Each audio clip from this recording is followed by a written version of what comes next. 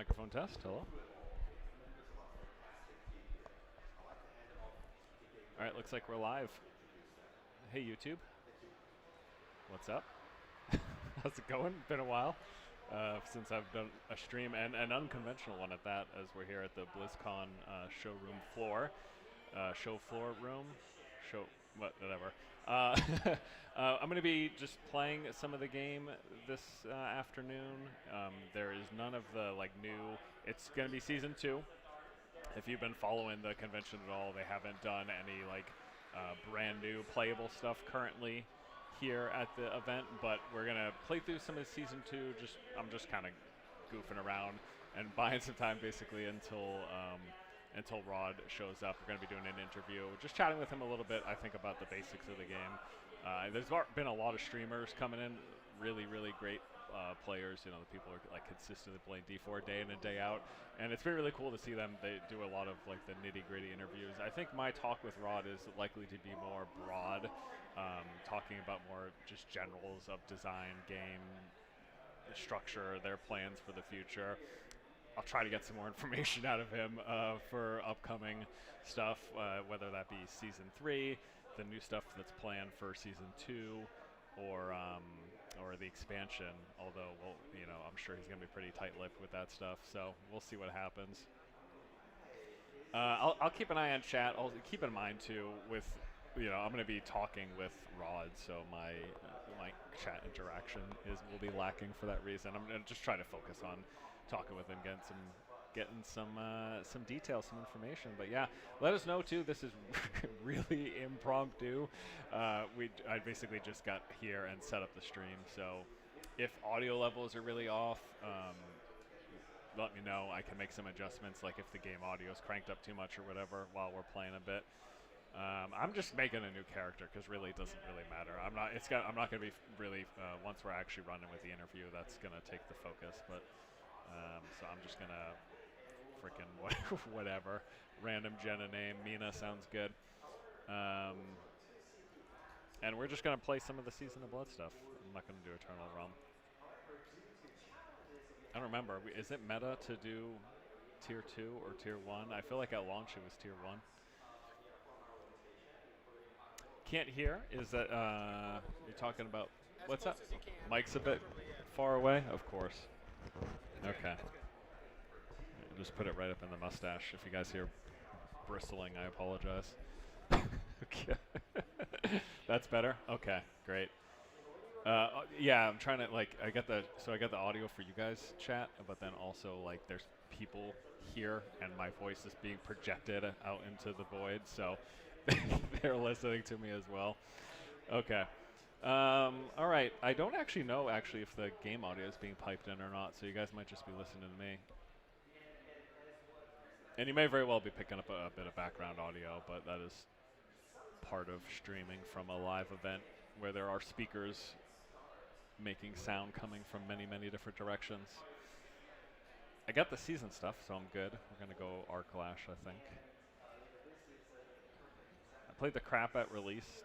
Took a little bit of break for the seasons, but I've been hearing just absolutely nothing but stellar things for the current one, so I am keen. I don't even remember what I want to go for. And if you guys have any questions as well from either anything that they teased at the opening ceremony, or maybe just questions about what you might want for the future, whether that be for season 3. I know that the conversation that is just consistently coming up is endgame content and itemization, right? Those are the things. It's it seems pretty universal. I'll speak for myself. I think the gameplay, hands down, it's really solid. But that's something that I've always felt Blizzard has done good at. But the hooks that keep you coming long term, especially. You get the different audiences, right? There's the people who jump in and just play a bit of Diablo for a few weeks or whatever, but then there's the people who want to play every day for week after week, month after month, and that's kind of part of what the whole seasons are supposed to be feeding into. I know, from a more casual perspective, someone who isn't playing it absolutely every single day, I enjoyed at launch, but that feeling of repetition came in, with like the 70 to 100 feeling, and having more chase, having more diversity. That's like definitely what I was looking for at release, and it seems like they've added some of that with season 2, and they have more plans still coming up as well. And that's really I'm looking forward to jumping in and seeing how that is. But then even more so looking beyond at season 3, looking at the expansion, which is where obviously we expect the bulk of the content, new stuff to come from, like actually new stuff. Did my computer just malfunction? Oh no.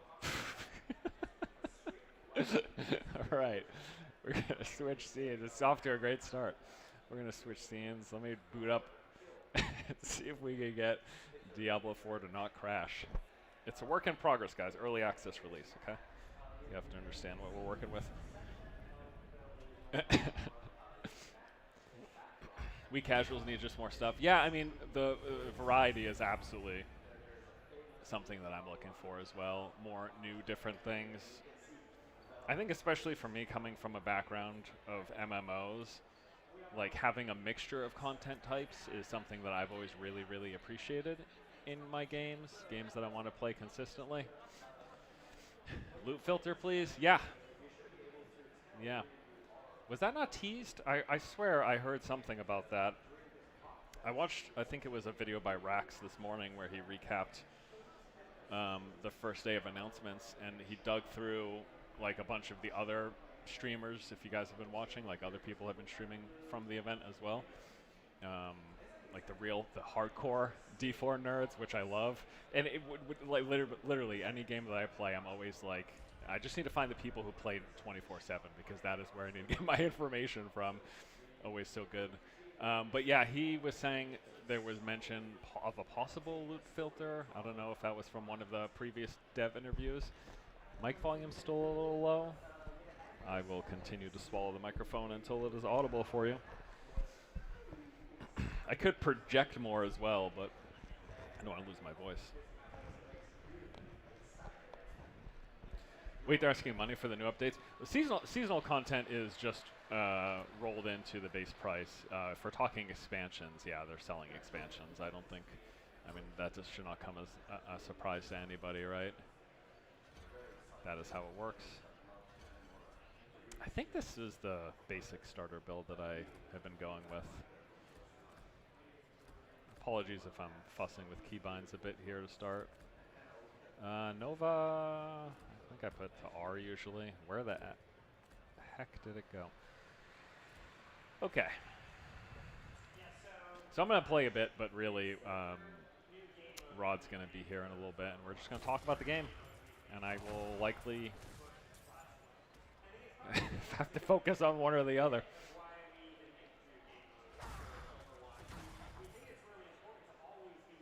Need zoom out A-slap? Oh my god, guys, I'm an idiot. Sorry, first time live streaming. Don't worry, you're not missing out on much on the gameplay anyways.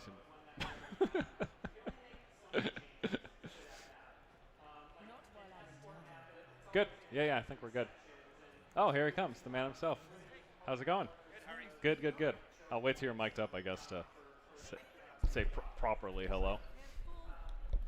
Whatever you do, don't talk until you have the mic on, he says. Don't say anything until you're mic'd. How's it going? Good. It's busy, but it's good. How's it going with you? Good and busy, yes. Probably not as busy as you, I presume, but busy in my own way. Yeah. You guys have been running around quite a lot. Yeah, it's a lot of, we're doing a lot of press. Yeah. So it's basically locked in a room from 10 a.m. till 7 p.m. on the half hour doing a new report, talking to a new reporter. So yeah, but it's great. No, it's I'd love BlizzCon's back, and it feels amazing to be back.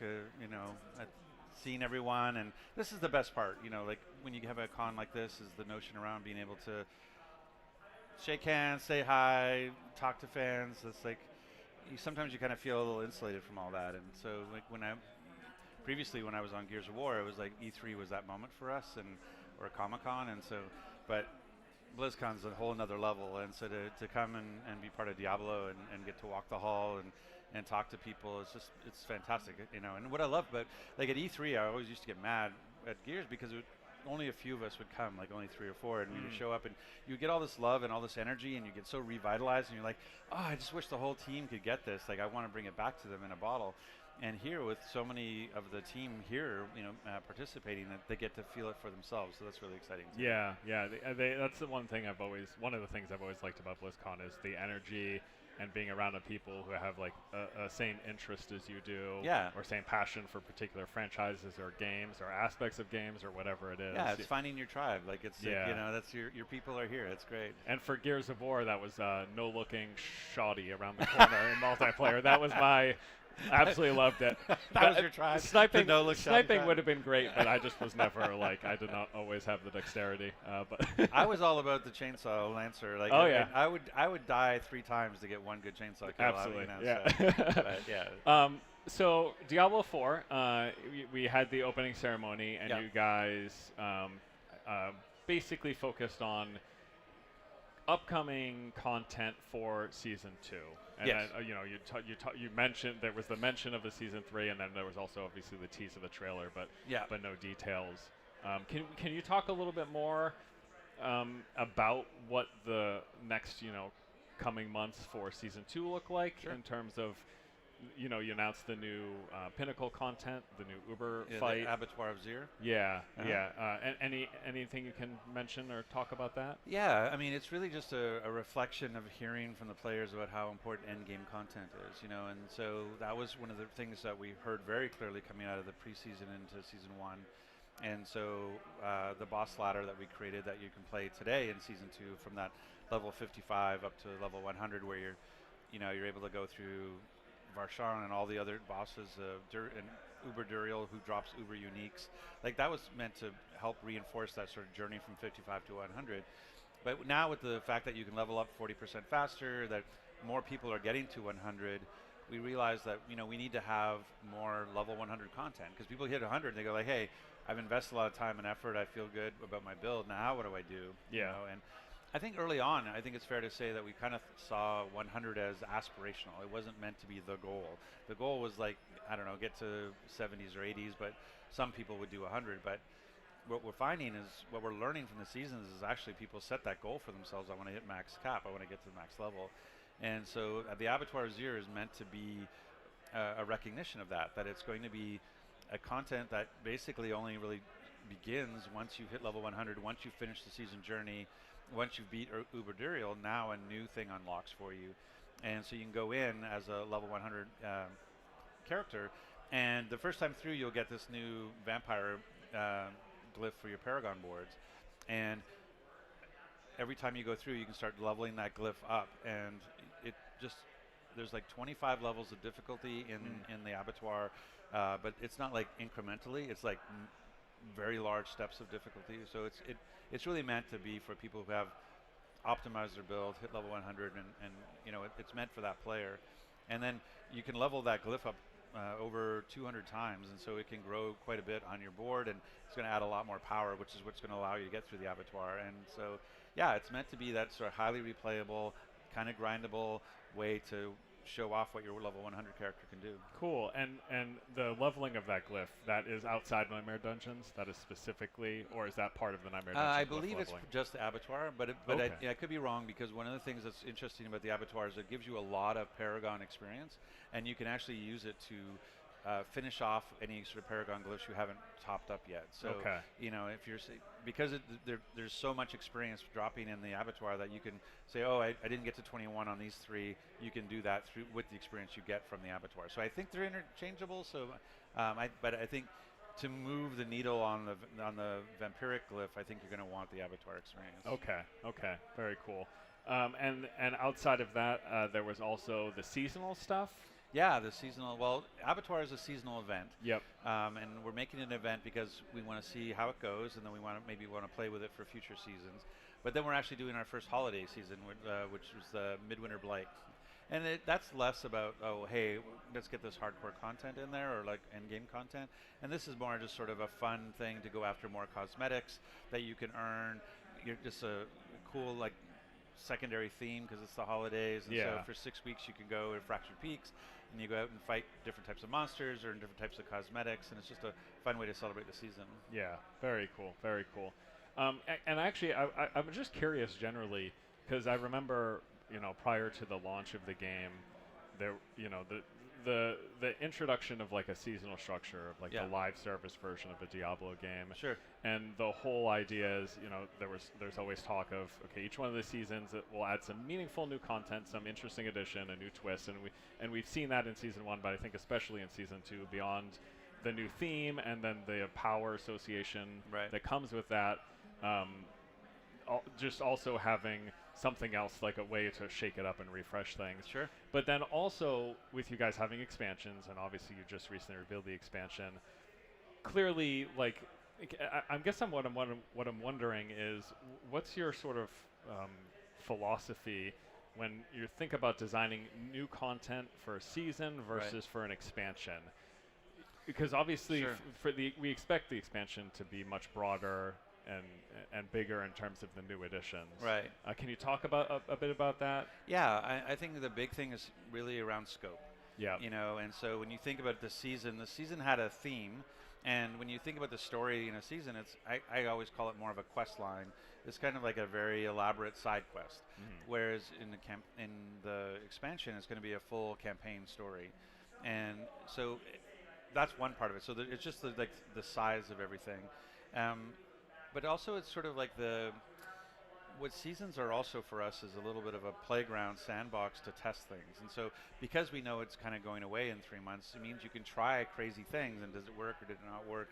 How do we play with it and tweak it? Whereas and seasons are free, so you're able to do that and have fun with it.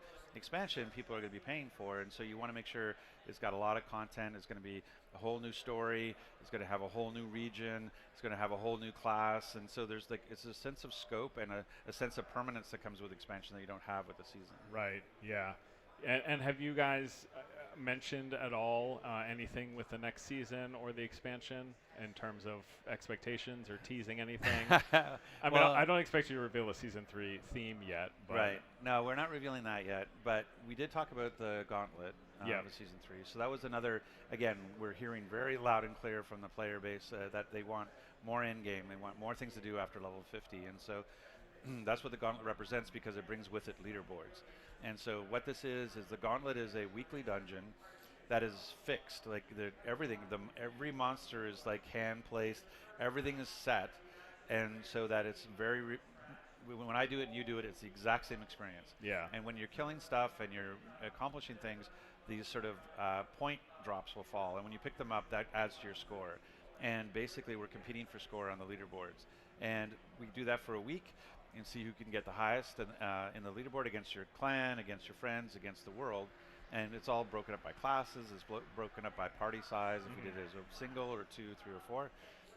And then at the end, the top names get put into like a Hall of Fame we call the Hall of Ancients, and then a new gauntlet appears, and then a new week to do it. So and that's really meant to give you that sort of competition, but also give you something to work on in terms of the end game. That idea of like, oh, I'm going to go in here and I'm going to optimize my build for this particular gauntlet, and I'm going to get the best score I can, and then can't wait till the next week whatever Monday when the next one shows up, and then I'm going to optimize a build for that and try to get the best score. So that's season 3's kind of wink.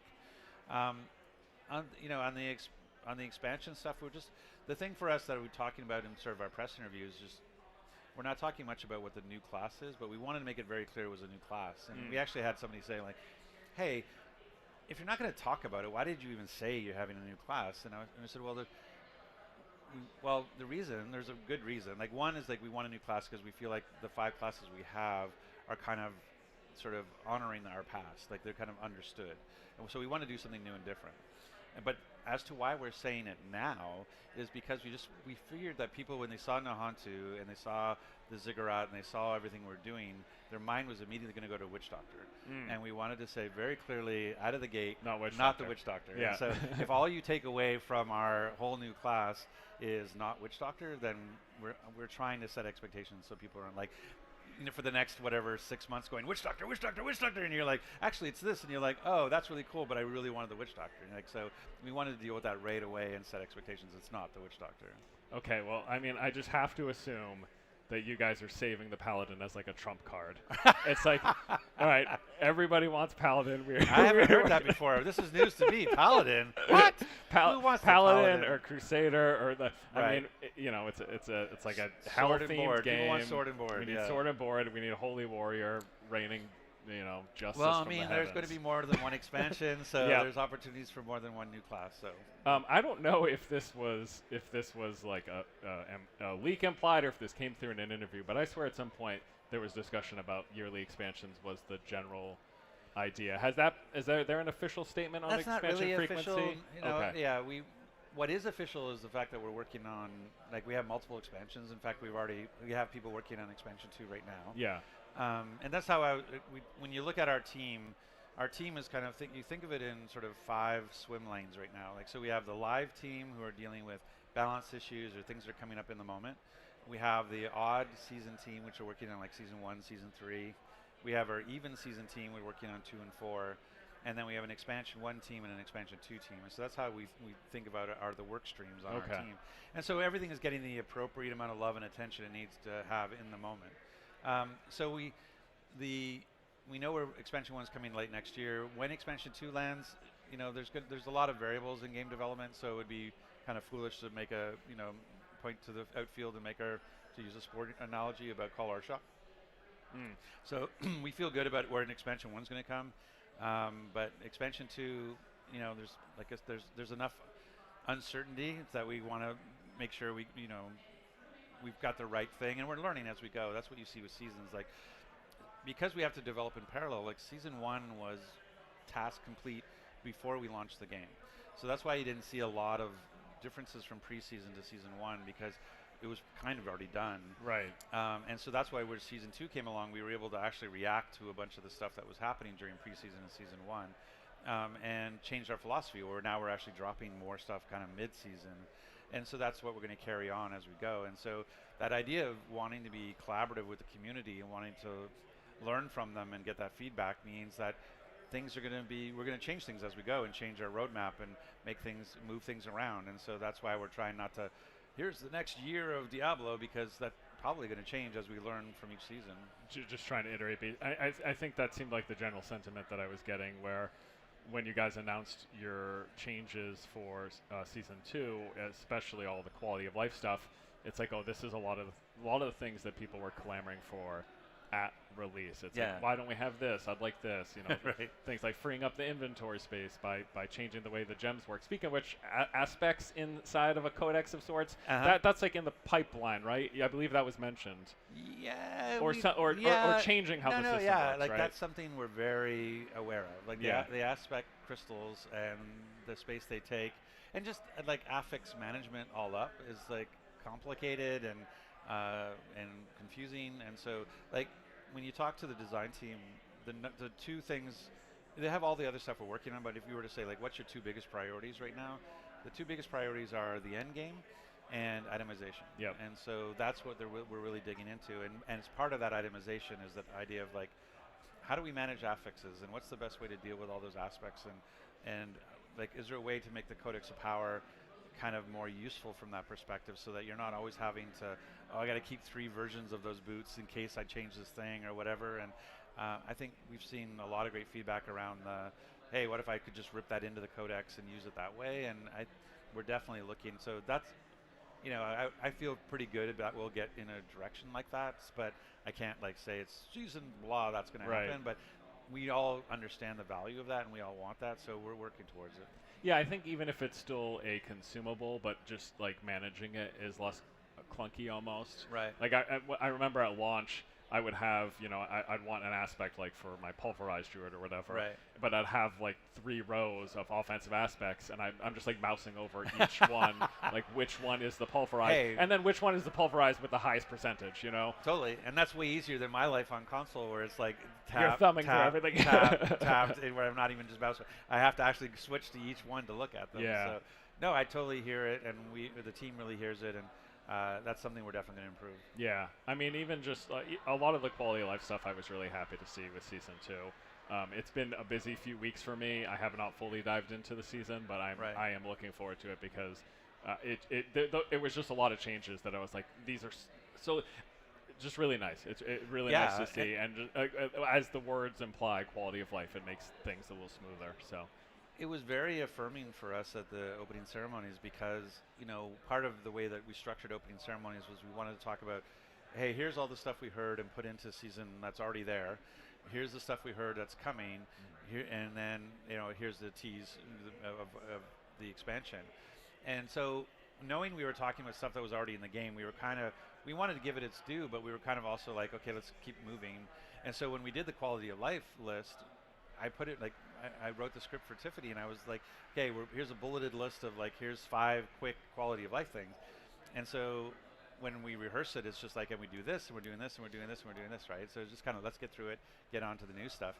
And in this, and in the opening ceremonies, each line item got like cheers, and she had to pause and wait for the applause and stuff. And so it felt really good for her to be able to go like, renown's carrying over, and everyone's like, yeah, and then like, gems as a currency, yeah. It's like, okay, great, this is amazing. This feels great. Yeah. So I think gems as a currency was probably like the second biggest cheer of our whole section. So that was really great. Yeah, I mean anything to help with. I really think anything to help with item management. Because it's one, I know it's design-wise, it's one of those things where that is like a part of the gameplay experience almost, right.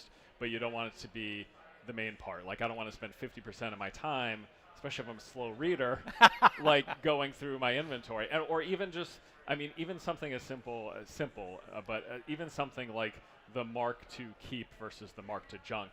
Right. It's like the idea is a majority of my inventory is junk. Right. So why am I marking a majority of my inventory instead of marking the 1 or 2 items that I pick up that I think might actually be good once I re-roll affixes and all that? Which the Marcus favorite now is great, which I love that feature too. But I'm with you, especially like in the Blood Harvest, where what ends up what's happened to me recently is I'll go to Blood Harvest because it's a great place to get experience because it also taps into the Tree of Whispers. But I'll end up going to the council where the 3 the podiums are to put in blood, and there'll be other players there, and so I'll do my share, I'll put in my 50, and they'll put in their 50, and another person will put in their 50, and then we'll do the council, and we'll cover the battlefield with legendaries and rares, and I'm like, okay, I'm going to pick up and as I'm picking up the legendaries, they're putting blood back in again, and I'm like, wait, what are you guys doing? And then it's like, and we're off again, and you're like, oh my god, and so like, I'll end up running it like 3 times. My entire inventory is all legendaries. I have no all the yellows are still on the battlefield, and they're going like, we're going again. I'm like, no. And so I have to go to town, just throw it in the stash, turn it back around so I get back into the fight again.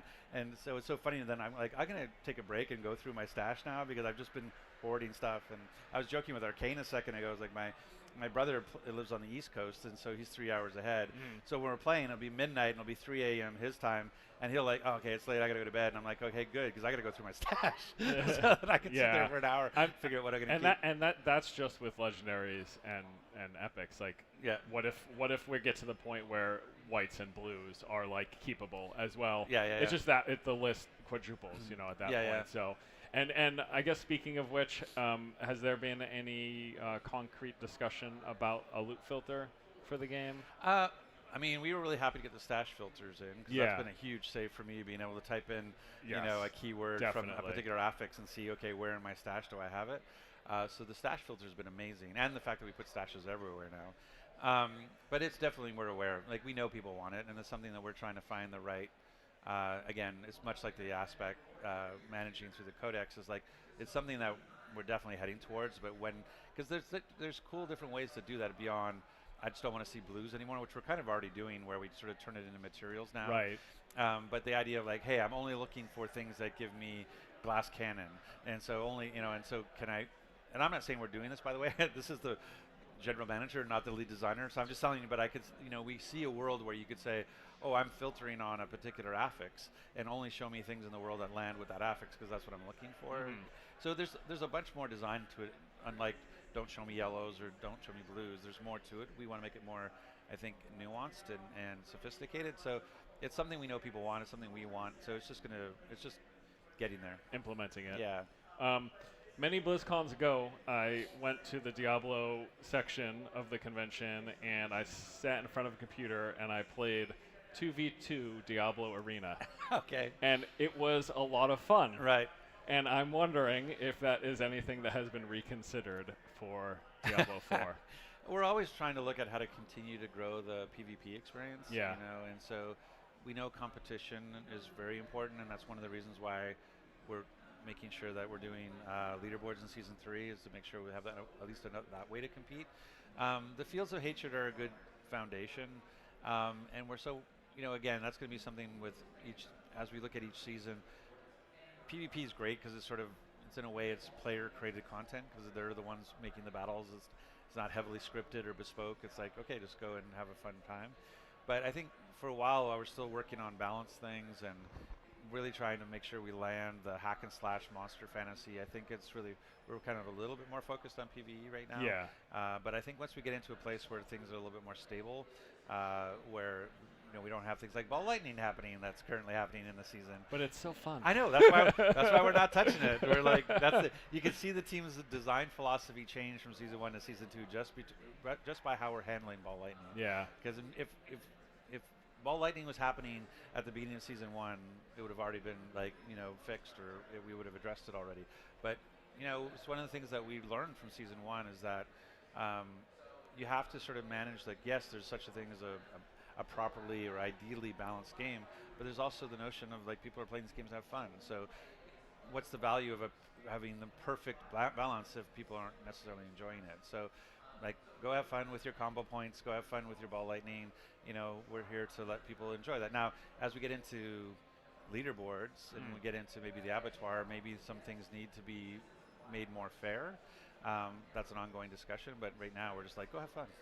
Yeah, and I think actually I recall that a part of the reason they ended up not shipping D3 with the arena was the struggle between having a fair and balanced PvP experience, right, but then how that pulls away from the PvE progression of the characters, or having those siloed into two different camps, basically. Totally. Which is something, you see a lot of games do it. You see a lot of MMOs do it, where they will have like a separate PvP and a separate PvE balance. Yeah, or they take away kind of what you did. I'm a big Destiny player, not a big PvP Destiny player, but one of the ways they deal with it is like, okay, light level, taking away all that grind you did and all the stuff you did, we're taking that away. And you're like, wait, what? And it's like, yeah, we're balancing it by taking away what's unique in your effort. Yeah. And whereas I feel like Diablo is all about that sort of getting that loot and getting your power and feeling overpowered, and go like, oh no, we're going to negate all that so that you can go into this arena. I think there's more work for us to do to make that feel better. Yeah. Yeah, and I guess one possible solution for something like that is you can still have the interactions of things work, but scale down the numbers or whatever. Right. But yeah, that's a whole separate thing. So with the expansion, I don't know if it's been said publicly, verbally, but I'm assuming we know there's a new class, and we know there's a new, like, playable area. Yeah, new region. Specifically, it's going to be a full-size region. Have you guys talked size-wise in comparison? Does it match up to any particular zone? I mean, as you think about what a region is in Diablo 4, that's a good sort of metric to use in your head about what it will be. Yeah, but we're just excited, like, to kind of bring back that sort of region that is somewhat familiar to, or that is familiar to D2 players, but it'll be new for D4 players. Yep. And it's not meant to be a recreation of that area. Like, I was talking with a reporter today, and they were like, well, what about the the pathing problems you had in that act or whatever? And it was like, no, we're not remastering D2 into D4. Right. We're taking inspiration from that region, and you will see things that you remember, the docks and those sorts of things, but it's not meant to be D2 in D4. Sure. But yeah, it's going to be nice to go into that zone, and it felt really good for like three different reasons. One is, from a lore perspective, it feels good because that's where you find Mephisto initially, and so the expansion is really a Mephisto story, and so having that play out in that region makes sense, or to start in that region makes sense. The story, which I'm not talking about, but the story there's a real reason to go there story-wise. And then third, it was really just about sort of diversity of environments. When I talked to our art director, John Mueller, when we were ideating like what to do with the first expansion, he was like, I love the Renaissance thing we have doing, the old masters art style, but I want to show something other than sort of this medieval kind of environments that Eastern Europe type of environments. Like, where else can we go? And that idea of going to some place like a tropical jungle felt like, Sanctuary is a very diverse environment, a very diverse ecosystem, and so let's show different places. And so that's why we decided to go to Nahantu as our as this jungle ecosystem to kind of really break up the look and feel of what you're Yeah. used to. Yeah. And is it 2 continents? Am I remembering right? Well, Like the Sanctuary? entire world yeah, of but Sanctuary? this is going down that right side, down the eastern side. Okay. Yeah. Yeah, and so, and it was one of the things that it comes up is just, we have, in Diablo 2 it was called Torjon, and we're calling it Nahantu. And part of that is when we sat down to say, okay, we want to go to this area of the world, and we started to look into it, we weren't aware at the time that Torjon is actually a real people. There's people, the Torjon people, and they have a great culture, but we didn't want to be using like a real world name in our fictional world. Okay. And so the way we're sort of kind of retconning it is to say, hey, much like we all say Germany, but they say Deutschland. Yeah. We're saying like, hey, all the outsiders call this Torjon, but the people who live there call it Nahantu. And so we're sort of giving it a new name based on the locals' version of the name. And so, and that way we're trying to move away from the real world reference that is the Torjon people. Sure.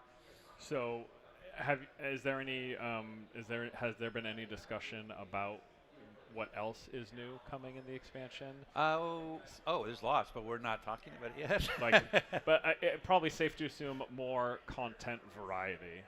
Yeah, I mean, different ways to play. New monster families, new ways to play.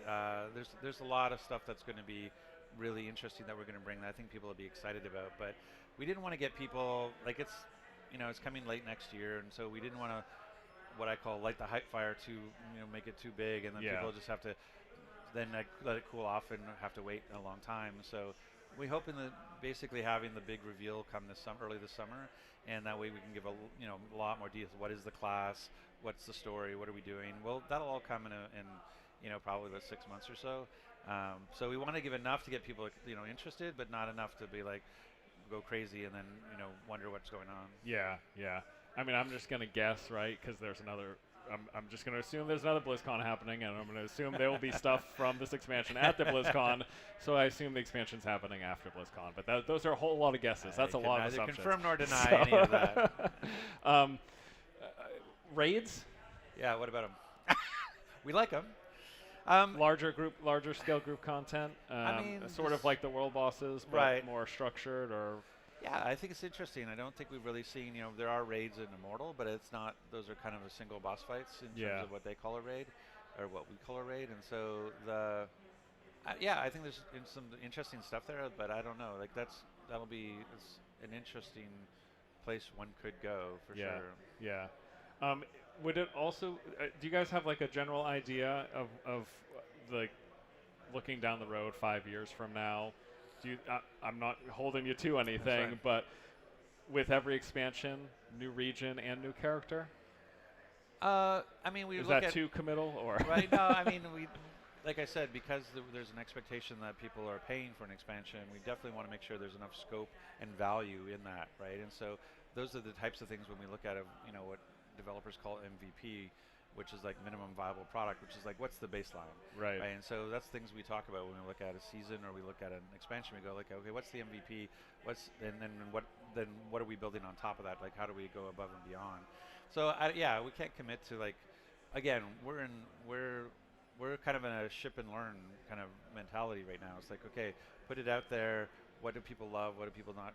And what are things that did we learn in building expansion that maybe we want to do more frequently? Can we make that a seasonal thing now? And so I think we're still on early days, and so it's hard to say exactly what it will be in each expansion. Yeah. But we know that we want to keep delivering that big story moment. Like, and that was one of the decisions we had to decide. Was like we hit this very early on. We hit this fork in the road of, is it a standalone story or is it a continuation of the main story? And we just really loved kind of where the main game story ended up with Neyrelle and Mephisto. And we're like, let's continue that. Like, let's keep that going. But we do allow you to play without playing the main game. So if you want, if your friends are, maybe you don't own D4 and you should own D4. If you don't own D4 and everybody's like, hey, we're getting ready for the expansion, we don't want it to be like, oh, I have to go play for 40 hours before I can join you. We wanted you to be able to jump right in. And so we'll have like a recap, so it'll catch you up of story like previously on Diablo 4, and then you'll be able to jump in the expansion. It's the same thing with the class as well.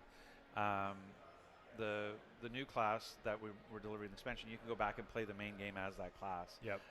And so So you'll be able to do that sort of swapping and interchanging between them. So. Cool. Very cool. Well, I think that, I'm disconnected see, from the you server. sleep too long. You spoke too long. And I think that pretty much does it. I know you're off to other things, but thank you for your time. Oh, no, I you coming to hang out with me. Oh, thanks for coming down here. It was a lot of fun. Streaming. So I'm glad you're getting into Season 2. It's a lot and that you'll feel the experience boost. That 40% experience gains are, you're definitely moving a lot quicker, especially with Blood Harvest. So good, yeah, good, yeah. Cool. Very cool. Looking forward to it. Nice talking to you. Thanks so much. Right. Take care. Bye, everybody. See you later.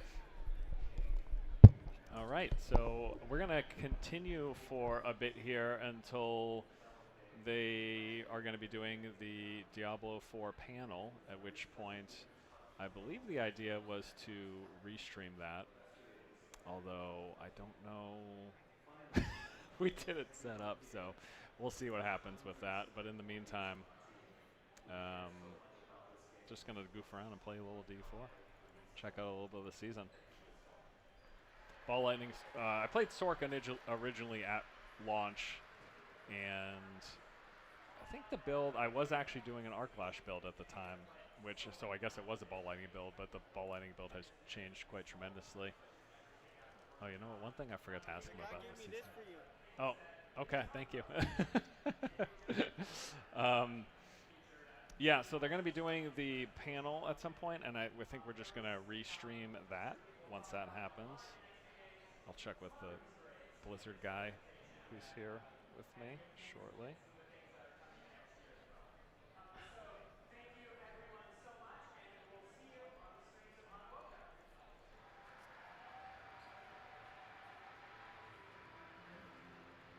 Yeah, I mean, like I said with Rod, I really I was really happy to see a lot of the quality of life stuff. And obviously, it would have been nice if that stuff came in Season 1, but as they said, it was one of those situations where that thing was basically wrapped up by the time the game shipped, right? And apparently retroactively adding to it was not something they were able to do in time, or didn't take precedence anyways.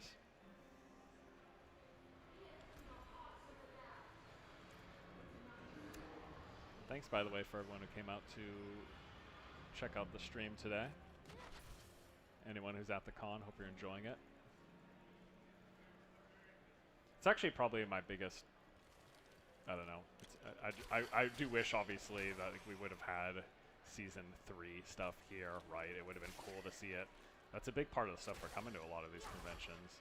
But I'm frankly just happy that they officially announced a expansion, because I think there was, with the focus on kind of righting the ship here and getting the game a little more polished up, that undoubtedly was their focus. But it's a live service game, right? So they're going to keep coming out with new content. Did I not click skip campaign? I think I didn't. Okay. I might as well just go back and do that, honestly. I feel like that's not what I did. So we're going to roll another one.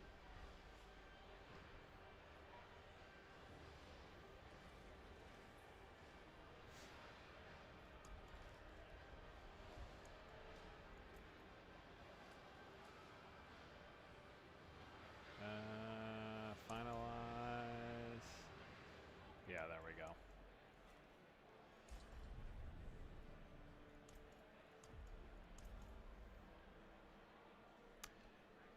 D4 sounds a little too high on the stream. Okay, guys, sorry. I'll drop it. What's that?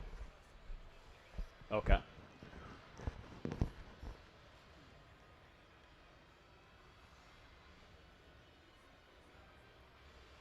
I'm going to run through the seasonal stuff. I'm looking forward to seeing it.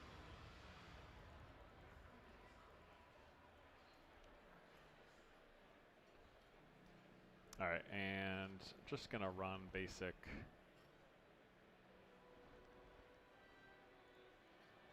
Arclash, Fireball to start. Greater Fireball?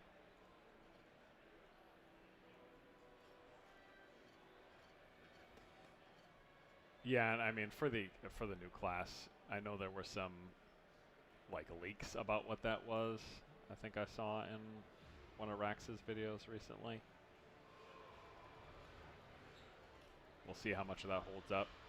I know a lot of it did, which is why we're presuming it's all going to be the same.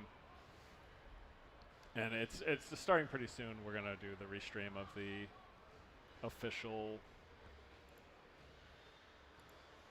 D4 dev stream roundtable, which we're expecting to get a lot more details. I know I can at least speak. Seeing the WoW Classic panels, they gave a lot more information than they did in the opening ceremony, which isn't surprising because opening ceremony is really typically just like broad strokes.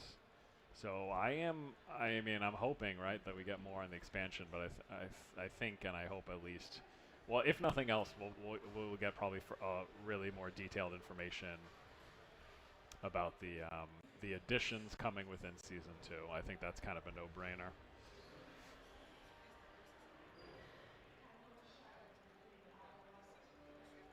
Oh, did I not swap my... I think I need to swap this. Yeah.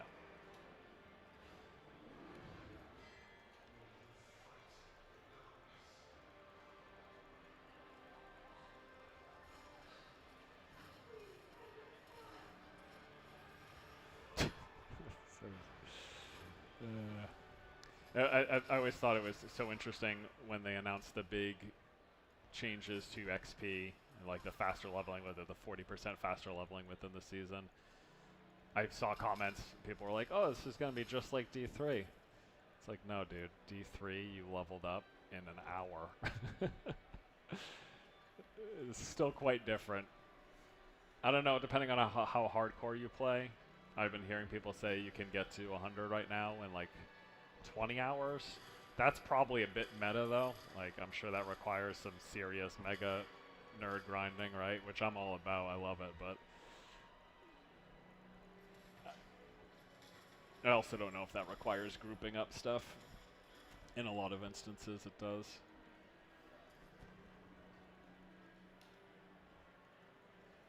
I think I'm just gonna run through the seasonal stuff, do some world events. We're pretty much biding the time until the official thing for us to restream. And yeah, I mean, I hope they... I don't know, I just want more information. I want more details. What I really want is information about the expansion, but I think Rod pretty much just confirmed that that's not going to happen. So maybe they tease Season 3. That would be nice. More content variety is the big thing. That's probably that's the other thing. I knew I wasn't going to get... You only get so much out, right? Because they have their plans for when they're announcing what, but I really wanted him to say, yes, raids are happening. I think the other thing I'd like to see too in the game, although it might be a little against a lot of what the most hardcore ARPG fans want, but I just like other variety of stuff, like even just downtime things, just a little extra stuff, something to spice it up, to change things up. I know it's stupid, who cares, but like fishing is cool. If they added fishing, honestly, who cares? Fishing in any RPG, what a scrub. I don't know. Maybe I'm trying to treat D4 too much like an MMO. That's a problem. That's a problem I have. I want every game to be an MMO.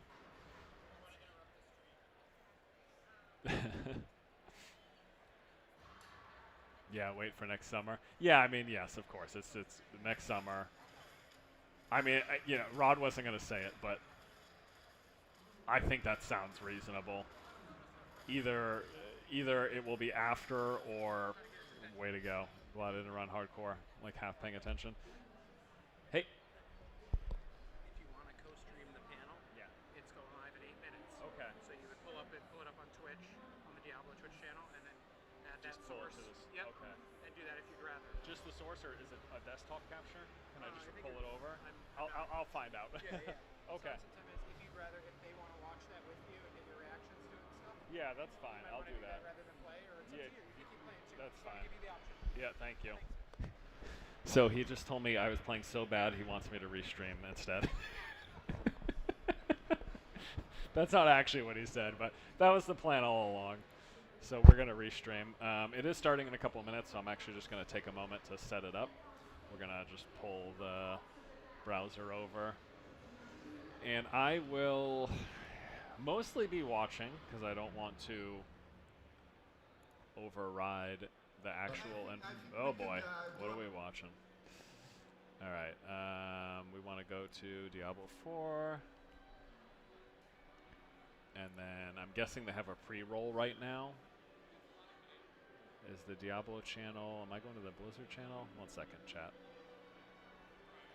Let me switch scenes. I swear I will remember to switch it back this time.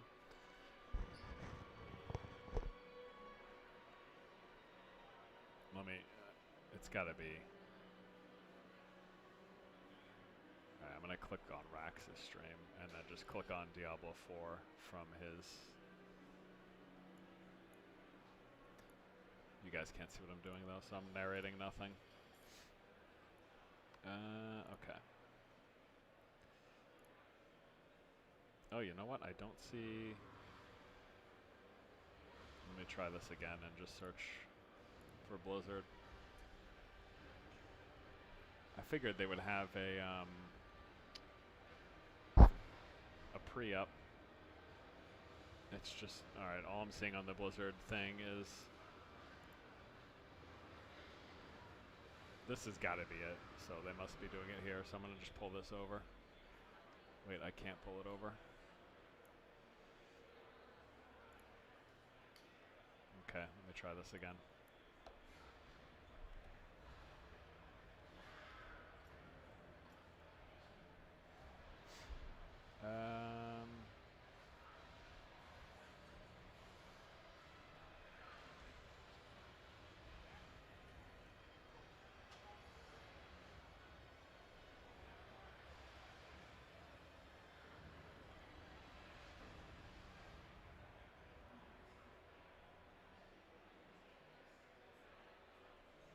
Okay, and probably gonna have to recheck audio levels. So let me know, chat, how loud or not it is.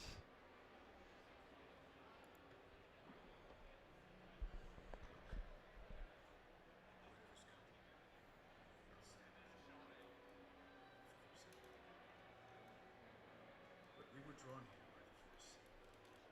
Who is it? Who's calling? I know it's a D4 stream. Have you guys seen this WoW stuff? I'm not sure. Yeah. All set. But that sword was aimed at someone.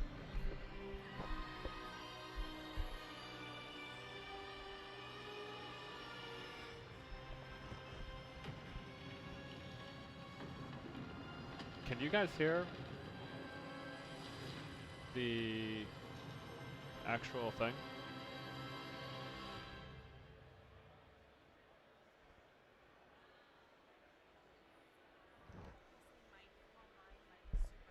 Okay.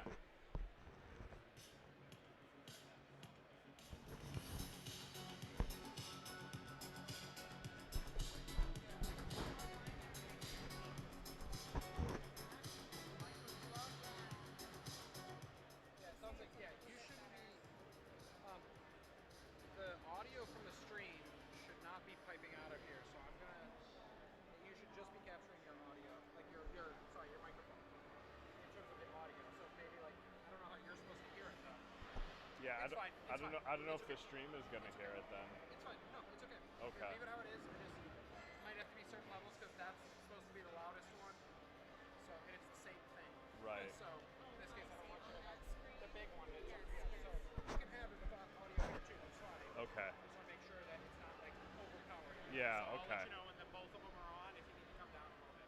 Okay. Is that okay? Yeah. Yeah. Sorry. No, it's fine. Sorry, chat. We are just doing some live audio adjusting. Can you guys hear in in chat, can you guys hear the restream right now? Like, do you guys hear the stream that's running, the official Blizzard stream, or do you just hear me?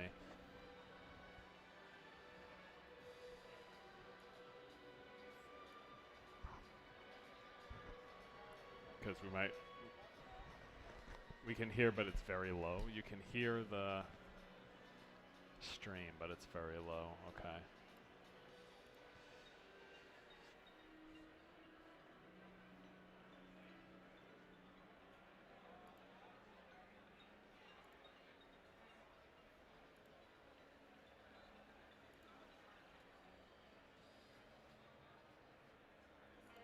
Try flipping desktop audio on.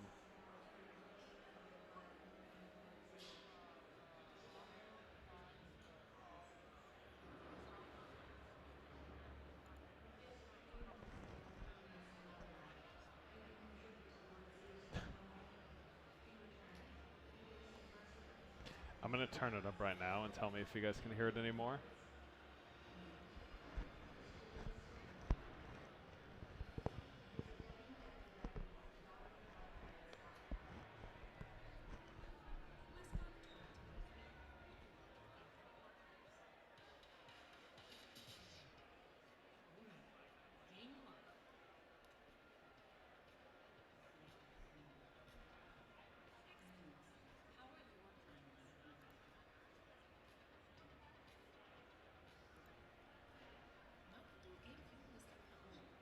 Happened with Riker as well. Mic is very low. Yeah, okay.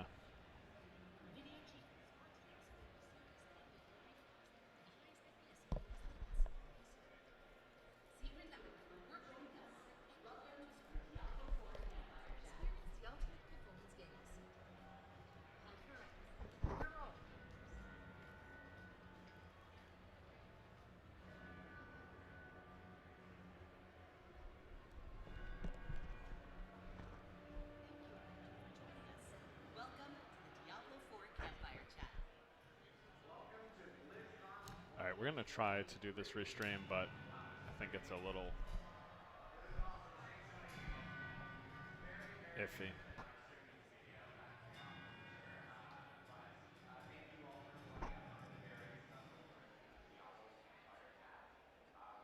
Welcome to BlizzCon 2023.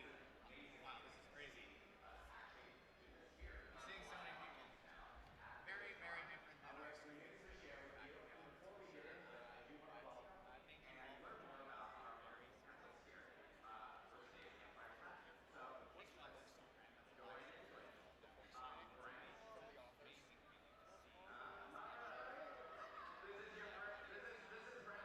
This might not work if the audio balance isn't right.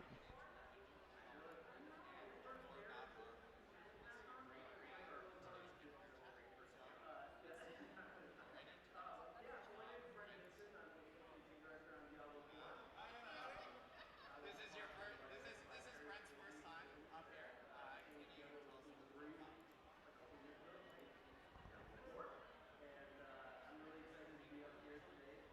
a little bit about it? One second, chat. I might have figured it.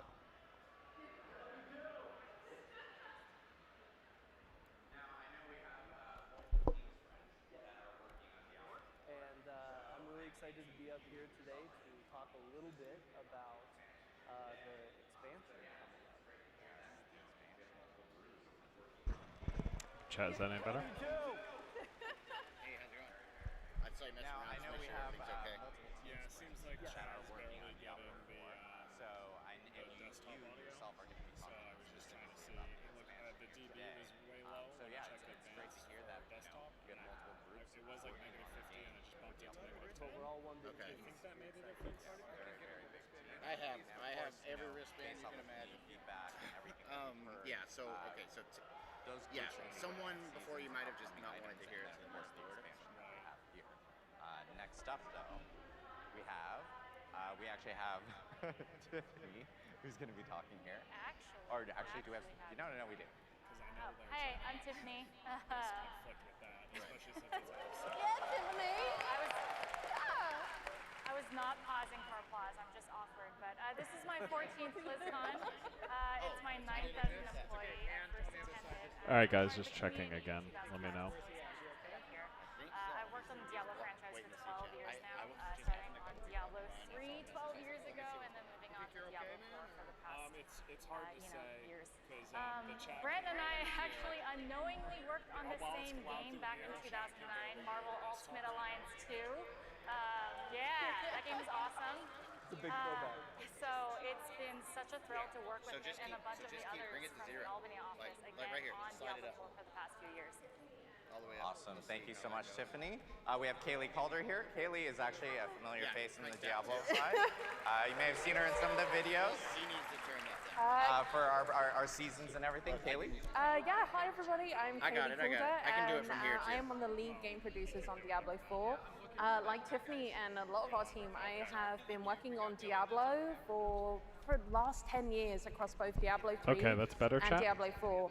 This is my first time on stage at BlizzCon, so while I am so honored, thank you.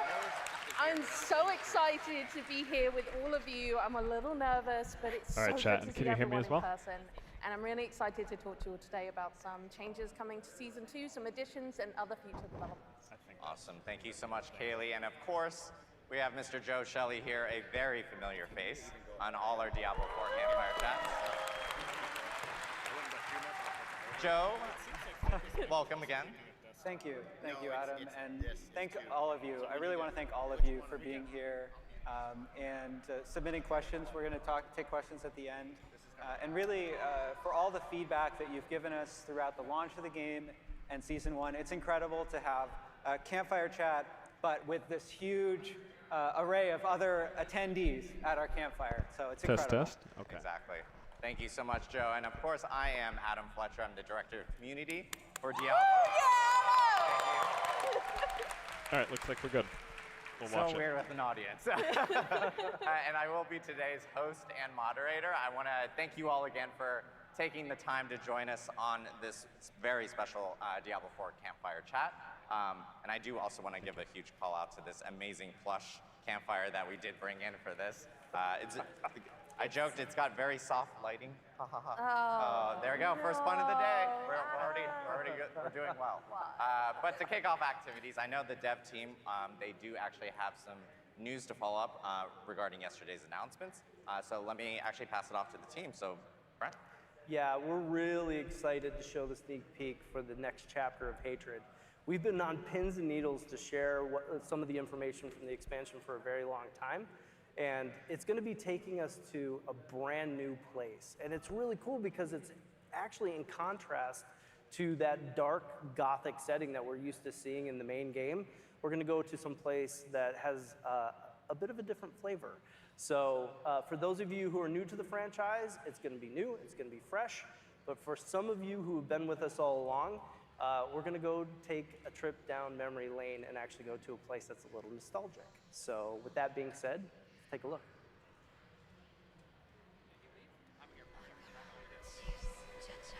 We have each played a part in what has happened here. You abdicated your choice to this child. And with every step she takes, I grow stronger.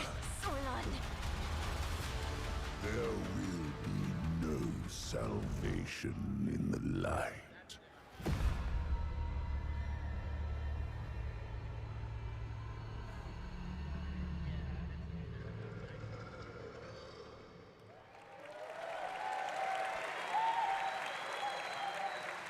There we have it.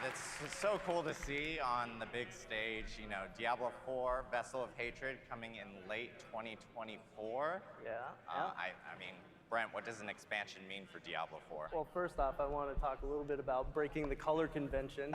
You've been giving me I've got green shoes all on. sorts of grief over my green jacket. I like the green. Yeah, so for us, expansions are important because it's a great opportunity to take one big cohesive step forward. You know, when it comes to continuing our dark story, exploring the new region we're going to talk about today, or even new ways to play with new monsters and a new class. We want to make sure that all of these things go together in a really nice way. And I've been joking for a little bit about how this is kind of like making a really good burger, right? You want to make sure that you're pulling in all of the ingredients that you need so that when they all come together and you take one big bite, all those flavors are working together. And so for us, that cohesiveness is really important. So you say burger. There are a lot of variations of burgers. There's like single burgers or like maybe a double from In-N-Out or something like that. So hungry now. What, you know, coming from Albany, the In-N-Out, I'm down. That's great. So what kind of burger is this? That's a good question. You know, I guess I look at it as kind of like a bacon barbecue burger with all the classic ingredients, but with like jalapenos, right? Like throw something in that's a little bit spicy, a little bit different. And a little bit green. And a little bit green, that's a good point. I didn't even think about that. So yeah, we want to make sure that we have all the nice traditional ingredients that speak directly to the core of our audience, but we're also offering things that are new. Awesome. Well, I know with Vessel of Hatred and new expansion, there's going to be some story and lore kind of attached to it. And let's kind of talk a little bit more about the story. What do you think, Tiffany? Yeah, so when we last left off in the main campaign, Nerel was traveling south with the stone with Mephisto. He got himself trapped in there again, as you know he tends to do. She's been following the footsteps of a prophet of light, looking for a way to deal with this stone and the prime evil that's trapped within. She's a really fascinating character because she's a child, but she's been through a ton of trauma, so spoilers if you haven't played the main campaign of Diablo. But here she is directly challenging the influence of a prime evil, something the Haradrim have always famously failed at.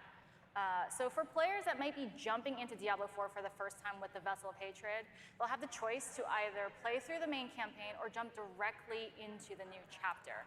There will be a recap in the game, so you'll have full context to all the events of Sanctuary that played out in the main campaign. So don't worry, you won't miss out on anything if you want to just see what's happening with Nerel and explore those jungles. That's cool. All right, I love this picture. He's real creepy. It looks like he's coming out of a mud bath of sorts. So this is Mephisto. Now, he is my favorite prime evil. I think he's just a badass. If you don't know who he is the Lord of Hatred, and he is the father of Lilith. So I believe that makes him... Yeah, granddaddy of Mephisto. Granddaddy of Sanctuary. Grandfisto? Yeah, something like that. Yeah. Sounds grouchy, too. Yep. So Mephisto did not intend to be trapped in the stone. Like I said, they're very bad at that. It tends to happen. So he's, as you heard in the trailer, every step of the way that Nerel is taking with him, he is pushing against her, constantly trying to unravel every single moment that they have together. It's in this next chapter in Vessel of Hatred, we're going to find out what is his fate with this stone and what's going to happen with Nerel.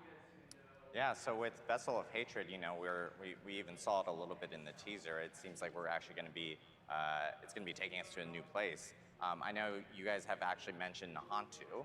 Can you tell us a little bit more about Nahantu, Brett?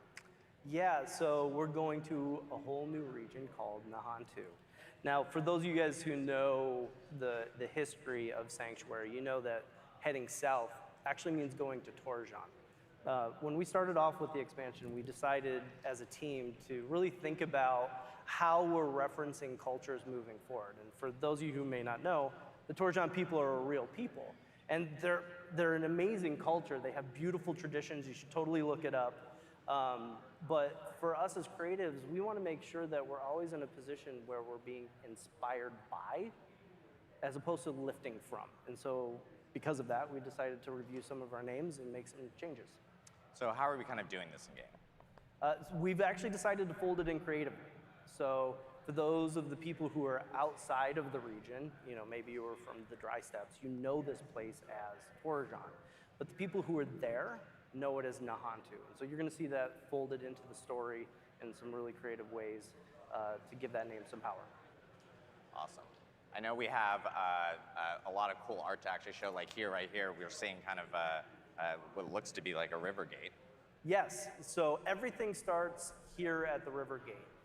We look at Nahantu as a place that's been closed off from Sanctuary. It's been closed off from all the things that have been going on with Lilith over the last several moments of our story. And so you can imagine this monolithic statue where the doors have been closed for the last several decades, and now they're open. And we're going to see what happens with Nayrel as she passes through these gates. If you look at this next image, we like to look at the jungle as this place that is a wild and dangerous place. We also love the idea that it's a living, breathing character of its own. It has its own personality. It expresses itself in different ways throughout the game. And so this concept is a really good example of where things from the outside may have come in, but the jungle's going to reclaim it, right? So you're going to see these branches pulling back some of the architecture that you would see through the region. But for the things that have been there all along, it's going to live symbiotically with, and so you can watch the river flow through the structures of the area as well. You know what? This is actually one of my favorite concept pieces that we've made for the expansion so far, because even though it's an environmental scene, it really just shows the depth and scale of the jungle, which is not really like a place we've ever gone to before within Diablo IV so far. And it really inspired the team as well when they saw it, just that feeling of like scale and age, I guess, is a good way to describe it. The idea that these roots are so old that they stretch across the chasms in the area. You can see there's a very small character in the middle of that branch. Very hard to see. It creates a sense of scale that allows us to do a lot with the environment, right? So it's not just trees in the area. These trees are actually fixtures or structures of the place as well. You know, we've seen a lot of environments, and I know there's a lot of also architecture here in Nahantu. So can you show us a little bit more about that as well? Yeah, so this is a great image that starts to show how we wanted to integrate a lot of the natural features of the world in with the architecture. And so you can see how the river is flowing with and around this piece right here. All of this starts from a place called Kurast. So for those of you who've been with us for a while, Kurast is an iconic place that sits in the heart of the jungle. And it's not just chat, I can talk to you now. It's not just a capital, it's a sprawling city. So you can imagine a lot of these structural elements popping up all over the place, spreading across the entire jungle. And this is just one piece that shows the potential of that. If you take a look at this next one, I love this. This is one of my favorite concepts of the entire package.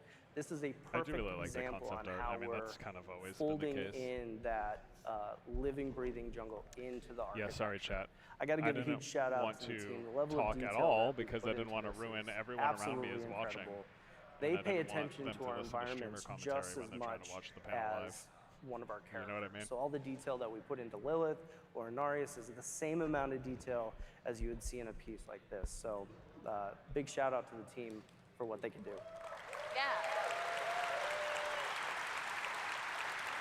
So I know you shared a little bit about like Kurast, and you know it's a very recognizable place, like in the Diablo history. Like, can you get into a little bit more detail for us of like some of these? Yeah, I want to see more than concept art, kind of obviously. Come across?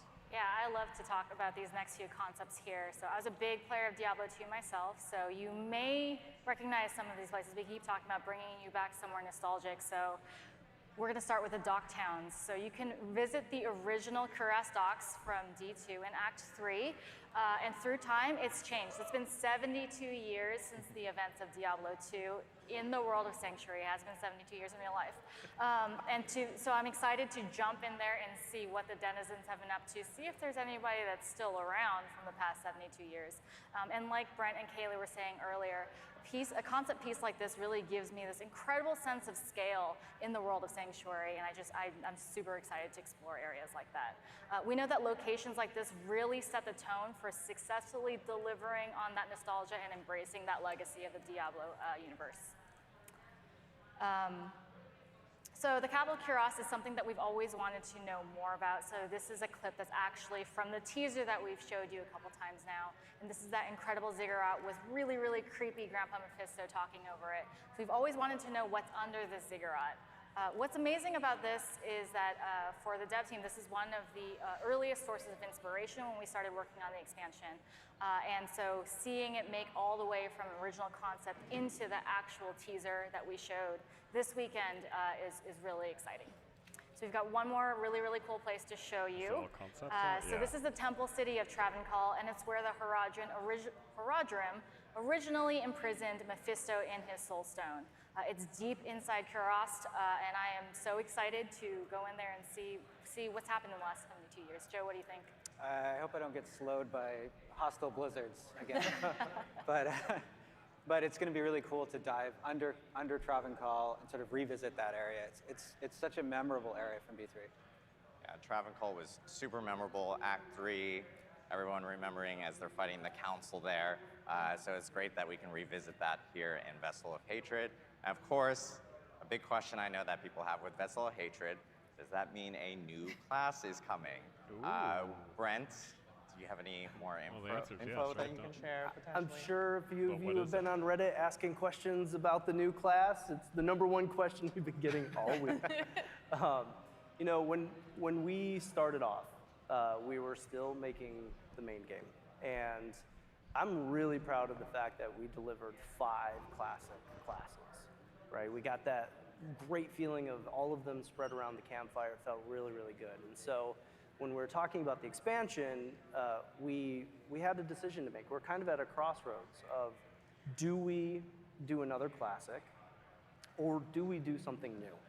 And the team really thought about it hard, and we felt we have a responsibility to actually bring new things to Sanctuary. Like, this game is really big, this world is very big, we need to continue to broaden it, and so we made the choice to go with something new.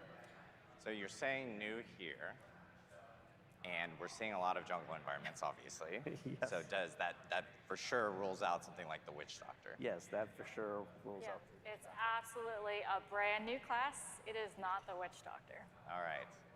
We've been hearing a lot of like, it might still be the Witch Doctor. And I'm like, I'm pretty sure we said new class. So awesome. That was great that we got to see kind of like, and get a little bit more information about Diablo IV, Vessel of Hatred. Again, Diablo IV Vessel of Hatred is coming out in late 2024. Okay. We'll actually have more news next summer. So it was just about all Diablo concept 4. art. Nothing really. They're just not showing anything. Great. But maybe season 3, or at least details on season 2. But we do want to talk more about some of the other items that we talked about in the opening ceremony yesterday. Okay. And so Joe, I know, wants to talk a little bit about season 2 and what's coming forward. Yeah, absolutely. So, you know, we've had, as I said here earlier when I welcomed all of you, we've had so much community feedback, and it's been incredible for us to be able to release season 2 and bring a lot of those changes to you. And I think we have a roadmap here. You know, you can see here that on the Season of Blood, some of the things that we brought with Season of Blood. If you haven't played since launch or since season 1, you'll be able to check out the new boss ladder. Leveling, 40% faster leveling, right? The changes, thank you. That was all me, no. We have an incredibly talented team of system designers who care deeply about the player experience and the feeling of movement through the levels and being able to capture the objective of reaching level 100, right? And so that change was something that we thought was really important for season 2. But we also changed things like the way that item power scales, right? So that as you fight more difficult monsters, you can get more powerful loot, including some of those uber uniques from Duriel. Yes. And so many other quality of life changes. The mount, I think, is transformed. Those new rings are coming soon. I didn't realize. You know, that's not all we have in store for season 2. Like we were talking about with in the opening ceremonies, we made some announcements, and we want to get into more detail about those here today. And a little bit of a sneak peek at, you can see here, season of, I'm going to say the orange text. Yes, that's definitely a final name. Yeah. Final name. No, we're not quite ready to release the season name, but we have a sneak peek of one of the features coming with leaderboards and the gauntlets. So we're really excited to talk about those. Let's jump into it. Yeah, so we're going to kick things off with some updates to Season 2 that are coming really, really soon. Literally this coming Tuesday, November 7th, we are going to be adding new unique rings, which were called the Malignant Rings. Developing Seasons is an opportunity for us to look for ways to bring things back that you, our players, really enjoyed and really engaged with. It doesn't mean that we'll bring things back from every season, but we will look for opportunities, especially when the community is letting us know how much they enjoyed it, and also we also had a lot of fun with these. This also is an opportunity for us to kind of revisit those powers, because these are coming not just on to the season, but also to the Eternal realm. So these powers you're about to see on these rings, we've tweaked them slightly so that they work with the other uniques in the game, but we feel they're really going to add something for each class and kind of continue on building their kit and that fantasy. You're going to be able to get these by defeating Varshan, so I hope everyone's been saving their materials. You do have a little bit of time to farm more if you didn't. Now we know. So yeah, with that said, we're actually going to move to the next image, and we're going to take a look at these. So I originally was going to talk to Brent about his rogue, but when we started doing this, he saw the Barbarian ring and switched on me. I'm sorry. I Just through the whole worst. thing. But so for our rogues out there, for those of you, if use your subterfuge skills. It's going to spawn a decoy. It's going to taunt enemies, and then it's going to explode for a really nice amount of damage. Think you're going to have a lot of fun. Adam, this is for you and the rest of the sorcerers out there. Yes, Ball Lightning Crew. Yeah. Well, okay, maybe this will, you'll try something a little different than just Ball Lightning. For the sorcerer, each unique element that you deal damage with is going to give you increased damage, and then dealing elemental damage again is just going to refresh that duration. So sling fireballs, lightning, lightning ball as well, and keep increasing that damage. We have 3 more classes to take a look at. So next up now is the Barbarian. So for our Barbarians out there, when you use, there you are, I knew you were out there somewhere. When you next cast Hammer of the Ancients, Upheaval, or Death Blow, it's guaranteed to be a crit. And that crit's going to deal bonus critical strike damage as well. Exactly, so hit them hard and hit them often, guys. And I definitely know there's a few druids out there, you guys who don't want to forget about you. Exactly. Oh, druids got the loudest crowd here. I know, represent druids. So for druids, when you are casting your ultimate skill, it is going to draw enemies in and deal a huge amount of damage based on your willpower. It will do that when you cast your ultimate, and then 5 seconds after. And then lastly, the Necromancer. Necromancers, rise up! That's right. I really like that. It's actually 3 Necromancers up here, because 3 of us are playing it this season. Total coincidence. So we all love this power, and we know everybody else loved this, so we are bringing back that walking near your corpses is going to automatically activate one of the following skills, which is Corpse Tendrils, Corpse Explosion, or Raised Skeleton. So yeah, that is... That's going to be the Malignant Rings, and as we said, you're going to be able to get them from Killing Varshan starting on November 7th. So next week, everybody. Awesome. Thank you so much, Kaylee. It's nice to see them mixing up. I didn't again, expect them we're to super excited about bringing mix in things these up Malignant mid-season. powers from Season 1. Thanks to community feedback and you guys actually wanting these powers back in, we were able to get these in these new rings that will be coming out on Tuesday. As opposed and to, again, patch just the notes seasonal actually are going to chunks. be available on Diablo4.com for that patch immediately after this panel, so you guys can actually see what's in that update for players on Tuesday, which is awesome to see.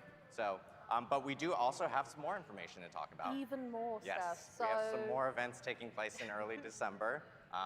Haley is going to jump right in. I'll kick us off. Yeah, December 5th is our next update for Season 2. And we've got some additional updates coming in, some quality of life things, and then something Joe is going to talk about. But I'm going to talk about some additional changes to the Occultist. Chris mentioned this yesterday in opening ceremony. So for those of you who may not know, enchanting is what allows you to replace an affix on an item with another. And those that are familiar with it will notice when you go and visit from December 5th, there is a new view affix, possible affixes button. I can't remember it. Yeah, view possible affixes. And when you The click on that, D3 it's going to feature give you a list of coming the back. affixes that one could roll into. So that Really way you're good. not kind of just blindly guessing and hoping that the one you've picked is going to give you. We think this update, along with the gold changes we have made, is really going to help everybody optimize their builds and continue to have fun in the end game. We have also heard feedback about affixes and how some of them aren't serving you in the ways you want. We do have plans to talk about both changes to affixes and itemization in the future, but we're not quite ready to talk about it right now. Yeah, that's right. This is a really important change, and itemization is one of the, itemization and endgame are the two things that we're laser focused on right now. We're going to talk a little bit more about that right up here next with Abattoir of Zir. No, Yeah, and you know, it's awesome to see these occultist changes because obviously community feedback has been, we've heard you guys like that, you know, blindly choosing different affixes has been very, very difficult, but with the changes with the cost plus this will be much better. I mean, as and much this as we may update, have of course, just wanted hitting on that at December release, 5th. it's good that But they're... other feedback that we've heard a lot about, and Joe knows I'll this take as it well, whenever, right? has been about Just endgame. keep adding And all so I know that you stuff wanted that to people talk a want little from bit other about games or from a prior new Diablo games. kind of endgame feature that's coming With in filter season included. 2. So Joe, yeah, do you want to talk a little bit about? Yeah, so we want to add more endgame, and then we want to add some more Better endgame, late than never, exactly. and then Some more? we're going to add more endgame. Yeah, we're going to add some more more after that. variety, Okay, really. okay, Right, yeah, okay. yeah. It's not even so and much about more in bosses, particular, more variety. permanent or evergreen endgame features that extend the challenges and reward opportunities from 50 to 100 and after you've reached 100. And so Abattoir of Zir is a 100 plus new thing that we're trying here. This is a seasonal endgame event. So it's temporary, and we're really interested in paying attention to how all of you run through it and your feedback on it to It's not Greater Rifts, right? for the future of, Like it's something else. you know, maybe we'll bring it back. don't And know we'll if they see how it shared any goes. But details yet. you probably want to know more about it than just staring at this red Okay. portal, right? There we go. So, you know, we have a chart that used to be on a napkin, but It's very that's a beautiful. This good is chart. when you work with a bunch of designers, they like to make these little flow charts, and then they hand them to you on a napkin, and Yeah. they go, "Can you make them pretty so we Yes. can show them to Yeah, people?" yeah. So, Yeah. designer flow charts. Paint for life. But so you can see here how the flow of Abattoir of Zir will work. After you complete the final step of the season journey, you'll be ready to face off against the Abattoir. And this is a very, No, they very didn't reveal the new difficult class, area. just that You're there going will be to one. need to bring all of Next your summer. skill, but also you're going to need to bring the very best builds. Not every build is going to be able to succeed in Abattoir of Zir. And that's why it's positioned like after you've really you've defeated Echo of Lilith, you've defeated Duriel, you've got your Uber Uniques, and you're like, what's next? What's the next challenge, right? And the Abattoir is meant to be that. So you're going to get a recipe for the first tier of Abattoir of Zir. When you complete that first tier, you're going to get a recipe for the next tier. And I want to state that there are 25 tiers of Abattoir of Zir. And you know, that's fewer tiers than there are of Nightmare Dungeons. But each tier of the Abattoir is much more difficult than the tier before. This is not the same as, you know, Nightmare Dungeons 70 to 71. And you're also going to get a ton of Paragon Glyph XP. So, you know, I know some people have expressed that it can be hard to level up all your glyphs through Nightmare Dungeons. That you're going to get so much from this event. And you're going to need it because you're going to want to level up this new unique glyph that you can This get thing is as a really, reward really for good. completing the Abattoir. 2%. This glyph, multiplicative the damage. Tears of Blood, is tied to the event and is also persists during the duration of the event. But it will be incredibly useful for increasing your character power so that you can take on those tougher tiers of the Abattoir. You can see that it has a larger radius than other glyphs. It can grow even beyond that. It has multiplicative powers on it, and it can be leveled up to 200 times. So it is still a capped level, but it has a lot of progression in it. Awesome. Lots of stuff coming here. December 50% 5th. bonus We to got the rares Occultist is updates nice as and well, Abattoir of obviously. Zir, which is the end game that we just talked about that. And that will run through the end of Season 2. So players can expect, to be able to go through that starting on December 5th, which is great to hear. But we also have even more events in December that we do want to talk about. One that's a little bit more festive. We mentioned it yesterday. Kaylee, I know you want to talk a little bit about Midwinter Blight. Yeah, so for everyone that doesn't live in California, this time of year can be darkening and colder. You might get snow, lots of rain. Like where I'm from. Yeah, where you're from, basically. You're going to need the winter clothing.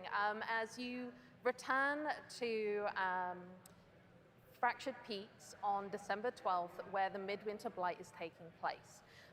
As you return, you're going to find that it's been enveloped in a storm. So it's it's freezing more out the snow? locals. It's eternally dark, and there are new horrors 'Cause it's already lurking, snow, waiting to, but there'll be more make snow. your lives and the inhabitants miserable. Darker So snow, yeah, I hope purple you brought snow. some ice scrapers with you. Maybe help us get out here. Yeah, we're working on a special Diablo ice scraper. I'm reaching out to John Mueller to see if we can get that marketed as soon Yeah, as we can. definitely. Okay. So it's going to start in Kyovashad, and you're going to meet Gillian, a wandering bard, and he's here to try and bring some cheer and warmth, which you can see in the video as we go to that. And he is located in the Hibernal Square. And he's giving as well a warning of the storm and the terrors lurking within. And as you can see, this is a classic Diablo holiday space, decorated mostly in skulls, which we find very festive on the team personally. Yes, and at its center we have the Totem of Midwinter, which plays a part in the event itself, but I'm not going to spoil that, and we'll kind of go into that. So what's happening outside Kyovashad? You're going to head back out into Fractured Peaks, you're going to explore the zone, and you're going to encounter some sinister snowmen, or what demons actually consider snowmen, that we're calling frigid husks, which, yes, they're beautiful. Yes, very beautiful. I will note, I don't actually know if Rod Fergusson, our GM, is here. He is making me insert this wonderful pun. It's all Rod. He was like, as soon as he saw him, so Rod Fergusson, trademark pun, Frosty the Goat Man is what he likes to call I these. thought you were meant to sing that. Yeah, No, we're not going to. Okay, no, we're nixing the singing. No singing. Okay. All right, so who's building these? I mentioned demons, so you're going to see some familiar faces, but they're under a new allegiance. These Blight Fiends have new tricks, new ways to terrorize and harass both you and the locals, and they're just generally causing mischief and terror under the orders of their leader, who is the Red-Cloaked Horror. He lives in the darkest corners of Fractured Peaks, emerging only with the storm. And he is going to, be really, really Thanks mad for at the anyone Twitch. disrupting his plans, and he's going to try and make you dead. I think he looks really jolly, personally. I'm a big fan. Again, another Rod Oh, Ferguson yes, pun. here we go. And this one I will sing. Oh, I will. Okay. Rudy the Red Cloak Terror. Oh, God. There we go. All right, Oh. just leaving now. We're But done. he doesn't even have a nose. Yeah. That's the problem. I know. Rod has the worst puns. We know that. Okay, So. all right. So what are you going to be doing? You're going to be heading out into Fractured Peaks. So we're going to bring up a video with some of the kind of gameplay a little bit here. You're going to encounter the Blight Fiends having a really jolly time. They are there they are. They are. This is the cutest little, Yeah. Well, we're need going to them to ruin their fucking day. murder them. Yes, Like a exactly. snow globe of these. Murder, destroy those snowmen. And you're going to engage in a number of events unique to Midwinter Blight, destroy Frigid Husk, defeat the Blight Fiends. Oh, okay, that's And if you cool. disrupt things enough, you may end up summoning the Red New Cloaked public Horror events, or himself, just who's, slightly as I varied. said, very annoyed at you. And participating in these is going to give you Is this the resources that you boss can from take the back to the Stronghold Hibernal Square to already? progress the event. And yeah. And some rewards. Right, Similar. right. The Oh, rewards, that's- because I what's a think those festive spikes event are- without presents and gifts and things in general? So we have a number of new cosmetic rewards that you'll be able to earn through participating on the event itself. So these are selection of weapons, and then we also have some really cool back trophies. I really like them. They've got bells, and there's some wreaths and lots of skulls, because we do like that here. We have a theme and we're going to stick to it. So this starts on December 12th. Really hope everyone comes and slays with us. There we you go. go. Got A one Kaylee in. pun. There we go. Yeah, I did it. Yeah. They So, clapped for it. Good. I was not expecting that actually.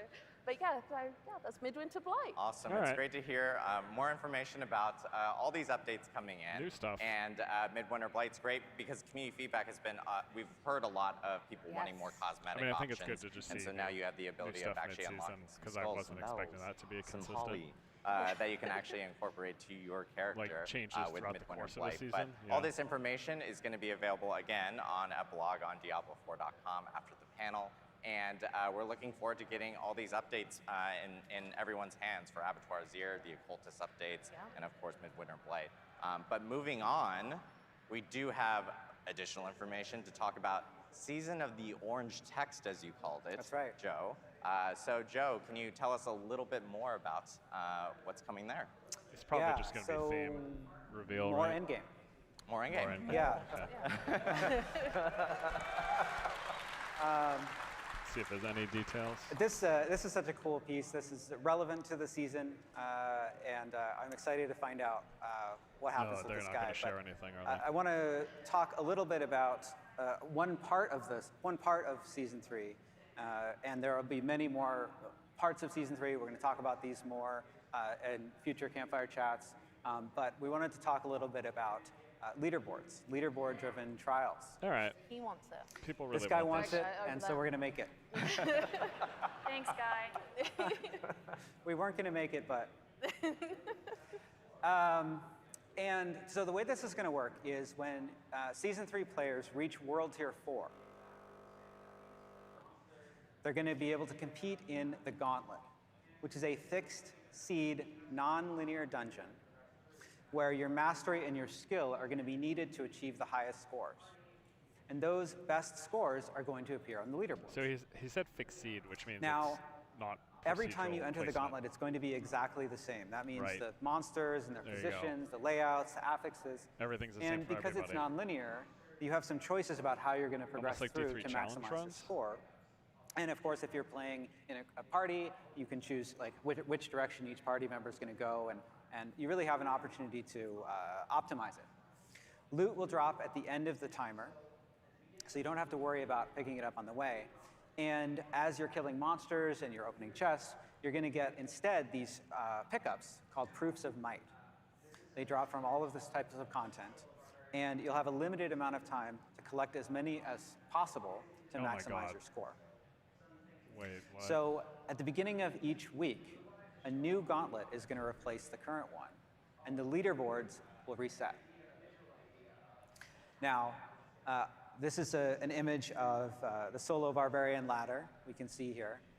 I want to caution that it is in development content, so some things may change by the time we get to season 3, but we wanted to show off, to really give all of you an idea, a visual idea of like how this is going to play out. And you can also see those weekly on this rewards? next The caches image that based we on have placement? a number of filters. So there are solo leaderboards for each class, as well as party leaderboards that vary with party size. Of course, hardcore leaderboards. And then when you look at the leaderboards, you'll be able to filter them globally or by platform. You can filter by your friends or your clan. Oh, interesting. So I know I'm better than Bro. Yeah, I mean, I'm right here. You don't have to talk to me. If you played Barb, you would be able to. Oh, ooh. It's fair. Neck pros are better. That's why we all have know the it. Barb leaderboard. So, I mentioned that these leaderboards will reset every week, but the very best players from each week's leaderboard are going to be recorded in the Hall of Ancients. This is a permanent leaderboard that will cement their legacy. Oh, And interesting. you don't just have to be the very top ranking on the leaderboards to participate in the Gauntlet. All World Tier 4 players will be able to take their shot at participating in the Gauntlet and progressing to the leaderboard. So that means you don't have to be level 100 to participate at all. No, you don't. In fact, if you look at this wonderful UI that we have up here, you can see that as you're leveling up and competing in the Gauntlet and getting higher and higher score, you'll earn these seals. And as you are earning these seals, you'll be able to climb up until eventually you get to the seal Top of the worthy, 1,000. and then you'll be able to jump into the leaderboard. I wonder if that's And you can show these off on your character profile in game. what the placement is to reach that rank. Cool. And then I know with leaderboards, that coming in Season 3, with all the information that we've been sharing here, again, I'm just reminding everyone that you can end up checking all this out on the site afterwards. We'll have all the artwork up there. And of course, all the information that we provided even on the expansion stuff will end up being there. And I just want to remind everyone in the community that thanks to you guys and the feedback that we've actually gotten in for Diablo 4, we've been able to, we were able to get all these amazing changes in. So providing that feedback through our forums, through social media, through Reddit, wherever you post at, let us know. Even here at BlizzCon, it's a huge help for the whole entire team. So thank you guys again. Thank you, Diablo community, for making the game a better experience for everyone. I know we do have some time for Q&A as well. We did leave a question box out in Hall A, which is the Diablo Hall here at BlizzCon. And then, of course, we asked on social media for questions through our fans that could not attend BlizzCon. But we grabbed the ones that seem to be pretty regular repeats specifically. So we'll kind of just jump right in on them. The first question, I think this one would be good for Kaylee. Will there be more intermediate progression dungeons and bosses between Tier 4 and Uber Lilith? Yeah, so we had this question a bit, and the short answer is yes. We've already started doing this with the boss ladder, Uber Duriel, and we're looking for even more opportunities with which to give everybody things to tackle as they're working their way towards Uber Lilith, as well as, things for people to pursue once they defeat Uber Lilith. So yes, and as we develop those, we will share more information, probably in more campfire chats or on Diablo4.com. Awesome, thank you, Kaylee. This one's an expansion question. So Brent, I will give this over to you. Will there be a season journey when expansion launches? Probably delayed, right? Yeah, a couple weeks. We know we have a large community with players who like to play in a bunch of different styles. So when Vessel of Hatred launches, we're going to have stuff for Eternal players. We're going to have seasonal content. We're going to have people who want to continue to play vanilla, people who want to jump into the expansion. Basically, we're going to have something for everybody to have fun with. As the season, Cool. it Thank sounds you, like Brent. you're saying the season's going to start Tiffany, right away. this one for you. So will if we you're not have a doing system to expansion, you save still have a and season. switch between builds? A very popular Very question. popular question. Build templates. So the reason Adam says this is a great question for me is because I ask Joe this all the time.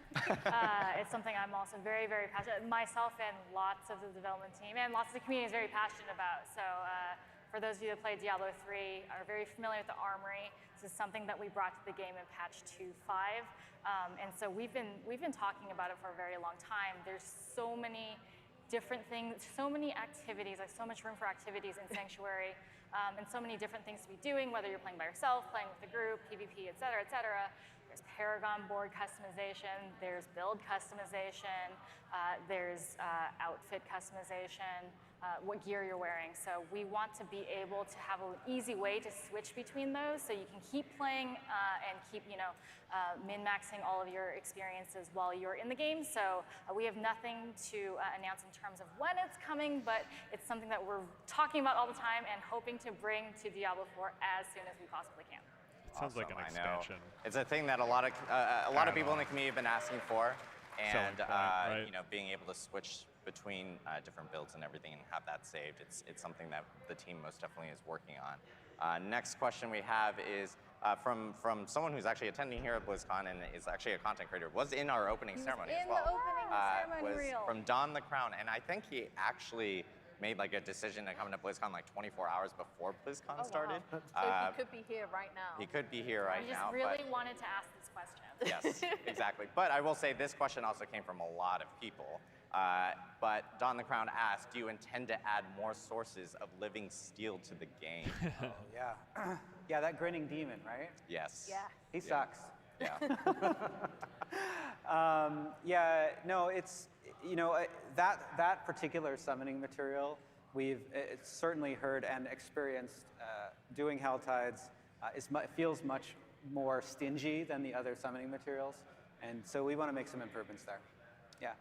Awesome. Yeah, so expect improvements coming down the pipe for that. Soon, I'm guessing. And by the way, I just want to thank everyone for not putting your names in the box, because I would have completely screwed up half the names in there, as I normally do. So I appreciate people who do not put their names on there. You're the best. Last thing I need to do is butcher that in front of like 5,000 people. Will the expansion feature a group finder or global chats? As social features, I know we've heard a lot of questions about Brent. Yeah. You know, social's a really big part of the game, and we see what everybody's doing with how they're leveraging trade chat to kind of work around some things. Like an LFG, our social basically. team finds this incredibly important, right? Like, we got a lot of different ways to play the game, and we want to make sure that all of your communities can find each other and come together. And so we actually have to really get some tools in there to get to that point where everybody has a really smooth social experience. And so our goal is to make sure that we get as many of those tools in place before we actually get to the expansion. Yeah, and I really want to make a special call out to, you know, we have an entire part of our team who are focused on social and the player experience, and they are so dedicated and so enthusiastic and are just amazing people to work with, and they're paying attention to the things that everybody's talking about and need, and trying to figure out the best plan to get those kind of things to you in the best time frame. Awesome. Thank you, Brent. Thank you, Kaylee. And then we have a kind of a last question here. This is from Knox, wherever you are here at BlizzCon. What are your plans? There we go. There he we is. found him. I have to imagine the What answer are your is plans for make it better. itemization moving forward? A very, very popular question. All right. Well, The question. The But- question for Joe Shelley. Yes. do we have a panel after this, or? No, this is a very serious and important question, right? And while we're not ready to share all of the plans for itemization that we have going forward, the team is working on the problems that we see with itemization right now, right? I think I was watching, what was that, Carbot video, I think, recently. And Shout out to Carbot. Love his you anime. get the character gets two items, and they're trying to compare it, and pulls out his sort of monocle and is going through it. It's too difficult right now to compare items. It takes a lot of time, and we want to make that better. We also want there are some affixes that are very conditional or have several layers of conditionality. Sometimes this gets, shorthand for this is the damage on Tuesdays, right? Like, yeah, really good on a couple days from now, it'll be incredible. But we think that there are too many of those that have really complicated conditional effects, and it's really hard to bring those into builds, and it contributes, as Kaylee was saying earlier, to a feeling of having it be very difficult to customize your items in a way that lets you get exactly the affixes that you want on your build. Get So that build you're looking for, you know? Exactly. So that's something that we want to review. We also know that when you are optimizing your gear, the goal of that is to have the effect be that you feel that power. So you are customizing your gear, and then you go out and you want to be able to visually tell immediately, like, yeah, this made a difference, right? And then, of course, we also want to add more ways to modify items and add on additional complexity to items, through, this is often talked about in the context of crafting, right?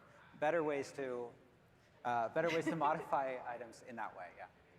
Awesome. Well, I know I'm going to throw another question at you, though, because there has been a lot of talk about the amount of aspects More that are items, within interesting the game. items. And Yeah. so, do we have any Less plans useless on what attributes. like for aspects specifically? Or just Yeah, some so it's going to filler take us a little bit of time attributes. to get this right. Probably won't see it in season 3, but soon after that. But we want to get the aspect crystals out of your inventory and into the Codex of Power. There you go. And I think they agree with that. I that think they sounds quite great. like that. I'm glad. We're starting work on it right now, so we'd have to go back. But no, the Codex of Power is really a great repository of all of the legendary powers, or it should be, we think. And there are lots of opportunities for upgrading it or bringing affixes that you found we just really want to make that better. Yeah. Great, that's awesome to hear. I know a lot of people are excited to have an area where all their aspects are, as opposed to where we are right now with collecting everything for aspects and having your inventory kind of running back to the stash and putting them all in there and everything. So there we have it for the Diablo 4 Campfire Chat. We do have a lot of awesome things coming down the road, and I do want to remind everyone that this Tuesday we have an update with 5 new Malignant rings that will be hitting the game. You can farm Varshan to earn those rings specifically, and those rings are an eternal and seasonal, which is great to hear as well. And then of course on December 5th, we have our Abattoir of Zir. Yeah. Google Abattoir if you don't know what that is. I did. It's a slaughterhouse. It's a slaughterhouse. Yeah. Cultured Adam. And then we also have cultist updates hitting on December 5th. And of course, December 12th, we have our first holiday event hitting Diablo 4, which is Midwinter Blight, where players can actually end up earning a ton of different new cosmetics. Dress your character up in some bells, some wreaths, holly, etc. Get very festive. Exactly, get very festive. And I did want to remind everyone that we do have a Diablo Blood drive that is currently running. If you go to diablobloodharvest.com, currently the community is at 73% to the goal. Once we hit 100%, good job, everyone. Everyone gets some really cool rewards. Good job. Great cause as well. It's for an awesome cause. We're aiming to have 666 quarts of blood donated. Of course we are. So of course, gotta stay with the theme. So make sure to check out the site for more information. Panelists, do you have any parting words? Thank you for coming to BlizzCon and watching online. We love Diablo and we love you. Yeah, we'd love more specifics about the I can't expansion, wait but to get back in front of everybody here. We'll and just have to wait till more next to talk summer. about with the expansion in the future. So I look forward to seeing you all in Sanctuary.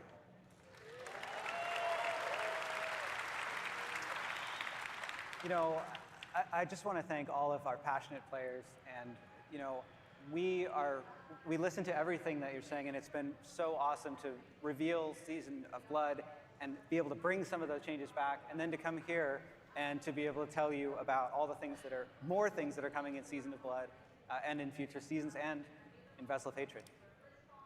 Yeah, Jerome. I just want to say thank you, everyone, for making this an amazing experience to be up here. Also, hi, Mum and Dad, surprise. Yes, I'm on the panel. I didn't tell them. But I mostly want to call out our amazing team, who many of them are working here at BlizzCon, who you may have met down in Hall A. They're doing signing, and everyone who's is actually still back at the office, They or showed would a little be. more It's weekend, they're not about working. season But everyone across Season all 3, the at spaces least that we have and announcing across the team. how in that general. system's going to work, which sounds pretty cool. And I I just think want the to thank season everyone 3 here. Thank or you guys, no, the- everyone sorry, here, the everyone at Abattoir home. system, which We is the hope end you of guys season have 2. had a wonderful BlizzCon. We're so happy to have you here, and we hope you guys come see us while BlizzCon's still going on for the rest of the day. And we'll see you in the next Campfire Chat. We'll have more Campfire Chats this year. All right. And have an amazing BlizzCon, everyone. Thank you so much. We'll see you in Sanctuary. Thank you. Yeah, headed in good direction, I think so. It's clear that the big reveals are going to come in the other Campfire Chats. I was actually curious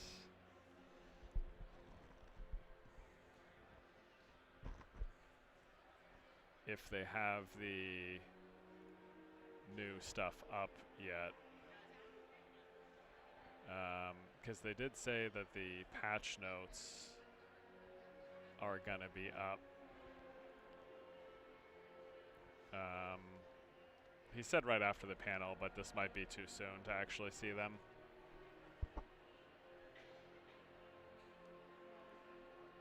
It might not quite be ready, you know, because I wanted to briefly check out the patch notes to see.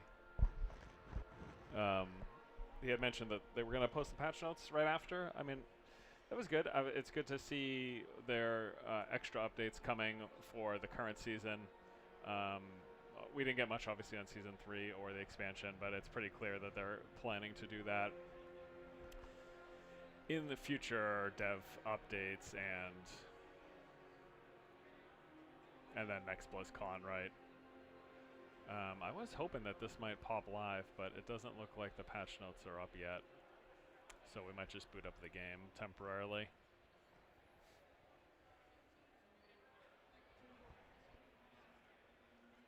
Oh, is it a little low, chat? Let me just take a quick look.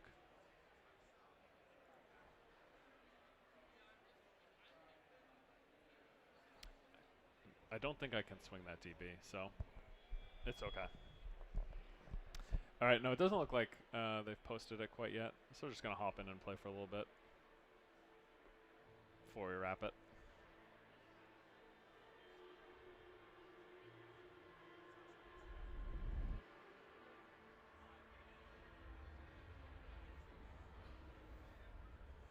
I mean, look, it's pretty, for me, it's pretty nice. It's pretty clear, and I'm happy to see that they have taking the steps to address the initial feedback, which, I mean, is, right, that's what you hope for, right? You hope that they can listen to the player base, adjust based on what people are wanting most in the game. And it does seem like they're taking pretty seriously complaints about both itemization and additional content, right? So even just in this season, we have the new bosses. As you're tearing up and you're working your way, leveling through, you've got Uber Duriel to farm for the Uber Uniques. And then they're adding the Abattoir, which I don't know if that's, I don't know if they mentioned or not whether or not that is just going to be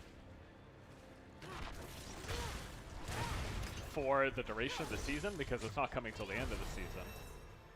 Or if that's going to continue onto the Eternal Realms and or into the subsequent seasons. I mean, because it sounds like an interesting system, right? You're going to have this static dungeon. I mean, it reminds me almost of D3 challenge runs, where you have this static thing, and you go in, and they're going to have a leaderboard for it to show where people place based on it, based on clearing it.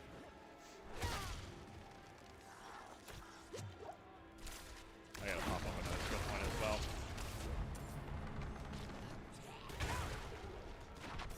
Oh, look, Goblin.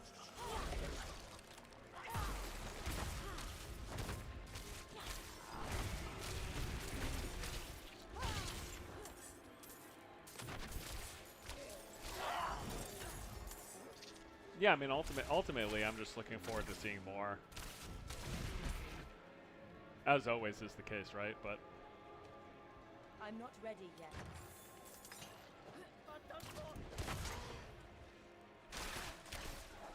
of course, chat. First time live stream.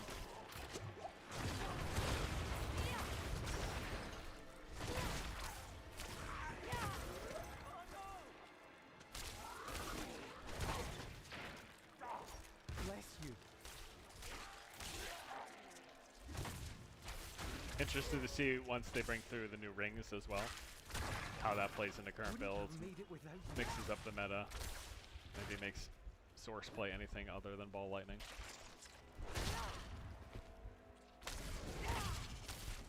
I'm actually not even sure how the other Sork builds are performing right now. Like Firewall Sork.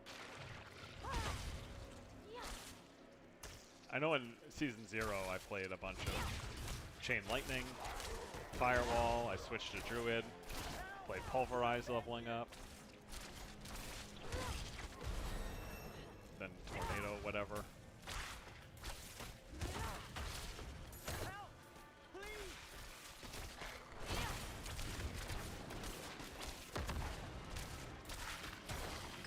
And they mentioned, which was nice, and actually I wasn't sure what to, I'm glad they talked about it and addressed it, but the idea of them adding more as well for in between endgame. Like endgame's the focus, right? Because that's, you know, the people who are consistently playing each season.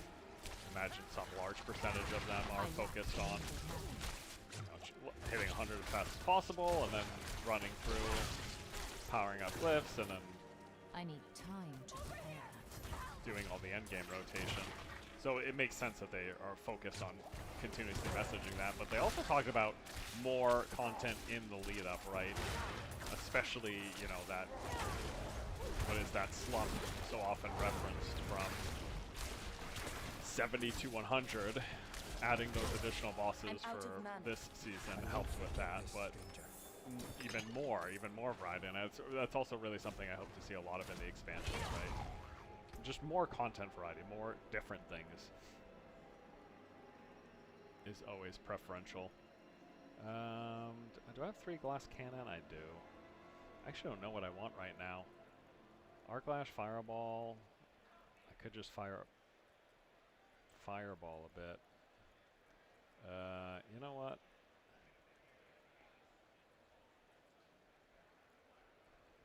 I honestly like Heal Shield. So I think I'm just gonna grab that. Just get another heal.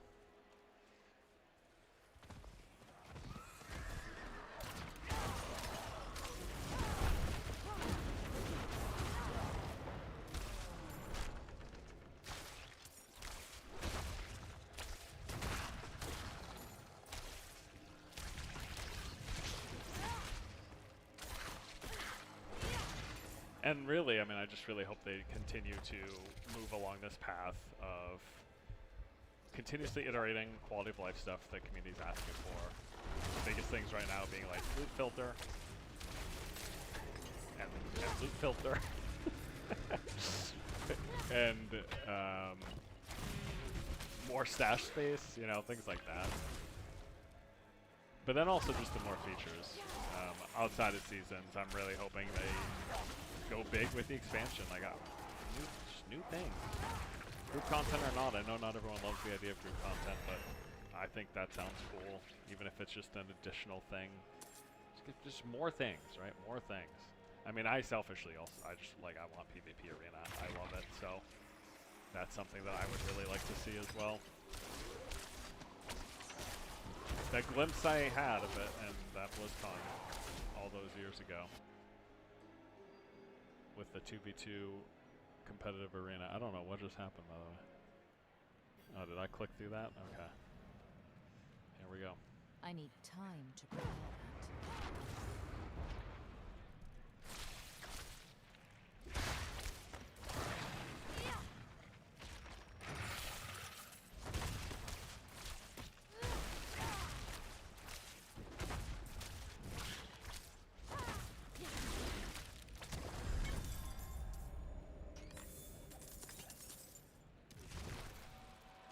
I had half a mind to just play hardcore here.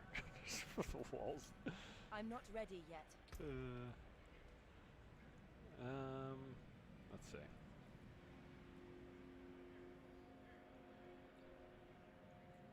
Maybe teleport, actually.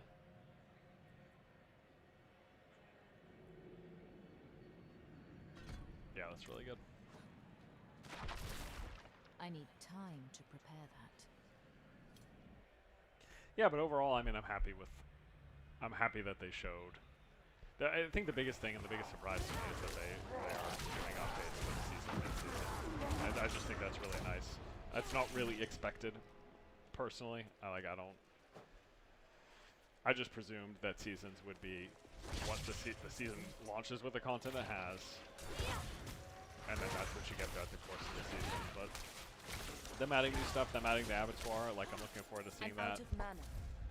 Even just a couple of days from now, them throwing in those new rings. I think that's cool. And then I assume in the next coming weeks that they're actually going to talk about season number 3, right? New content, new features. With all the big stuff coming at the expansion.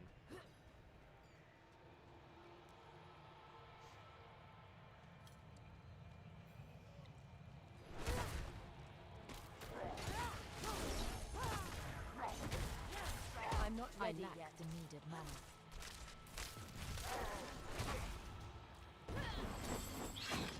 One life. And now you are mine. Out of mana once again.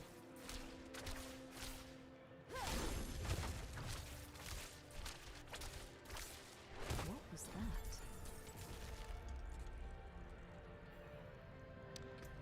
I think we are actually coming up on the end here, though. thank you all for joining me. It was really good to sit down and talk with Rod. It's nice to hear hear him share some of his thoughts on planned upcoming changes and new content. We got some interesting information out of that, and yeah, I don't know, it's just good. It's good overall. Looking forward to it. I'm happy with the path that they're taking. It's nice to see the improvements from Season 0 to Season 1 into Season 2, and I hope they continue along that path of more iteration, more quality of life improvements, more new content, more varied content. That's what I'm looking for, really. So there we go. Hope they do it. But yeah, that's going to do it for me. Thanks, guys, for tuning into the stream. Appreciate it. And I'll see you later. All right? Take it easy.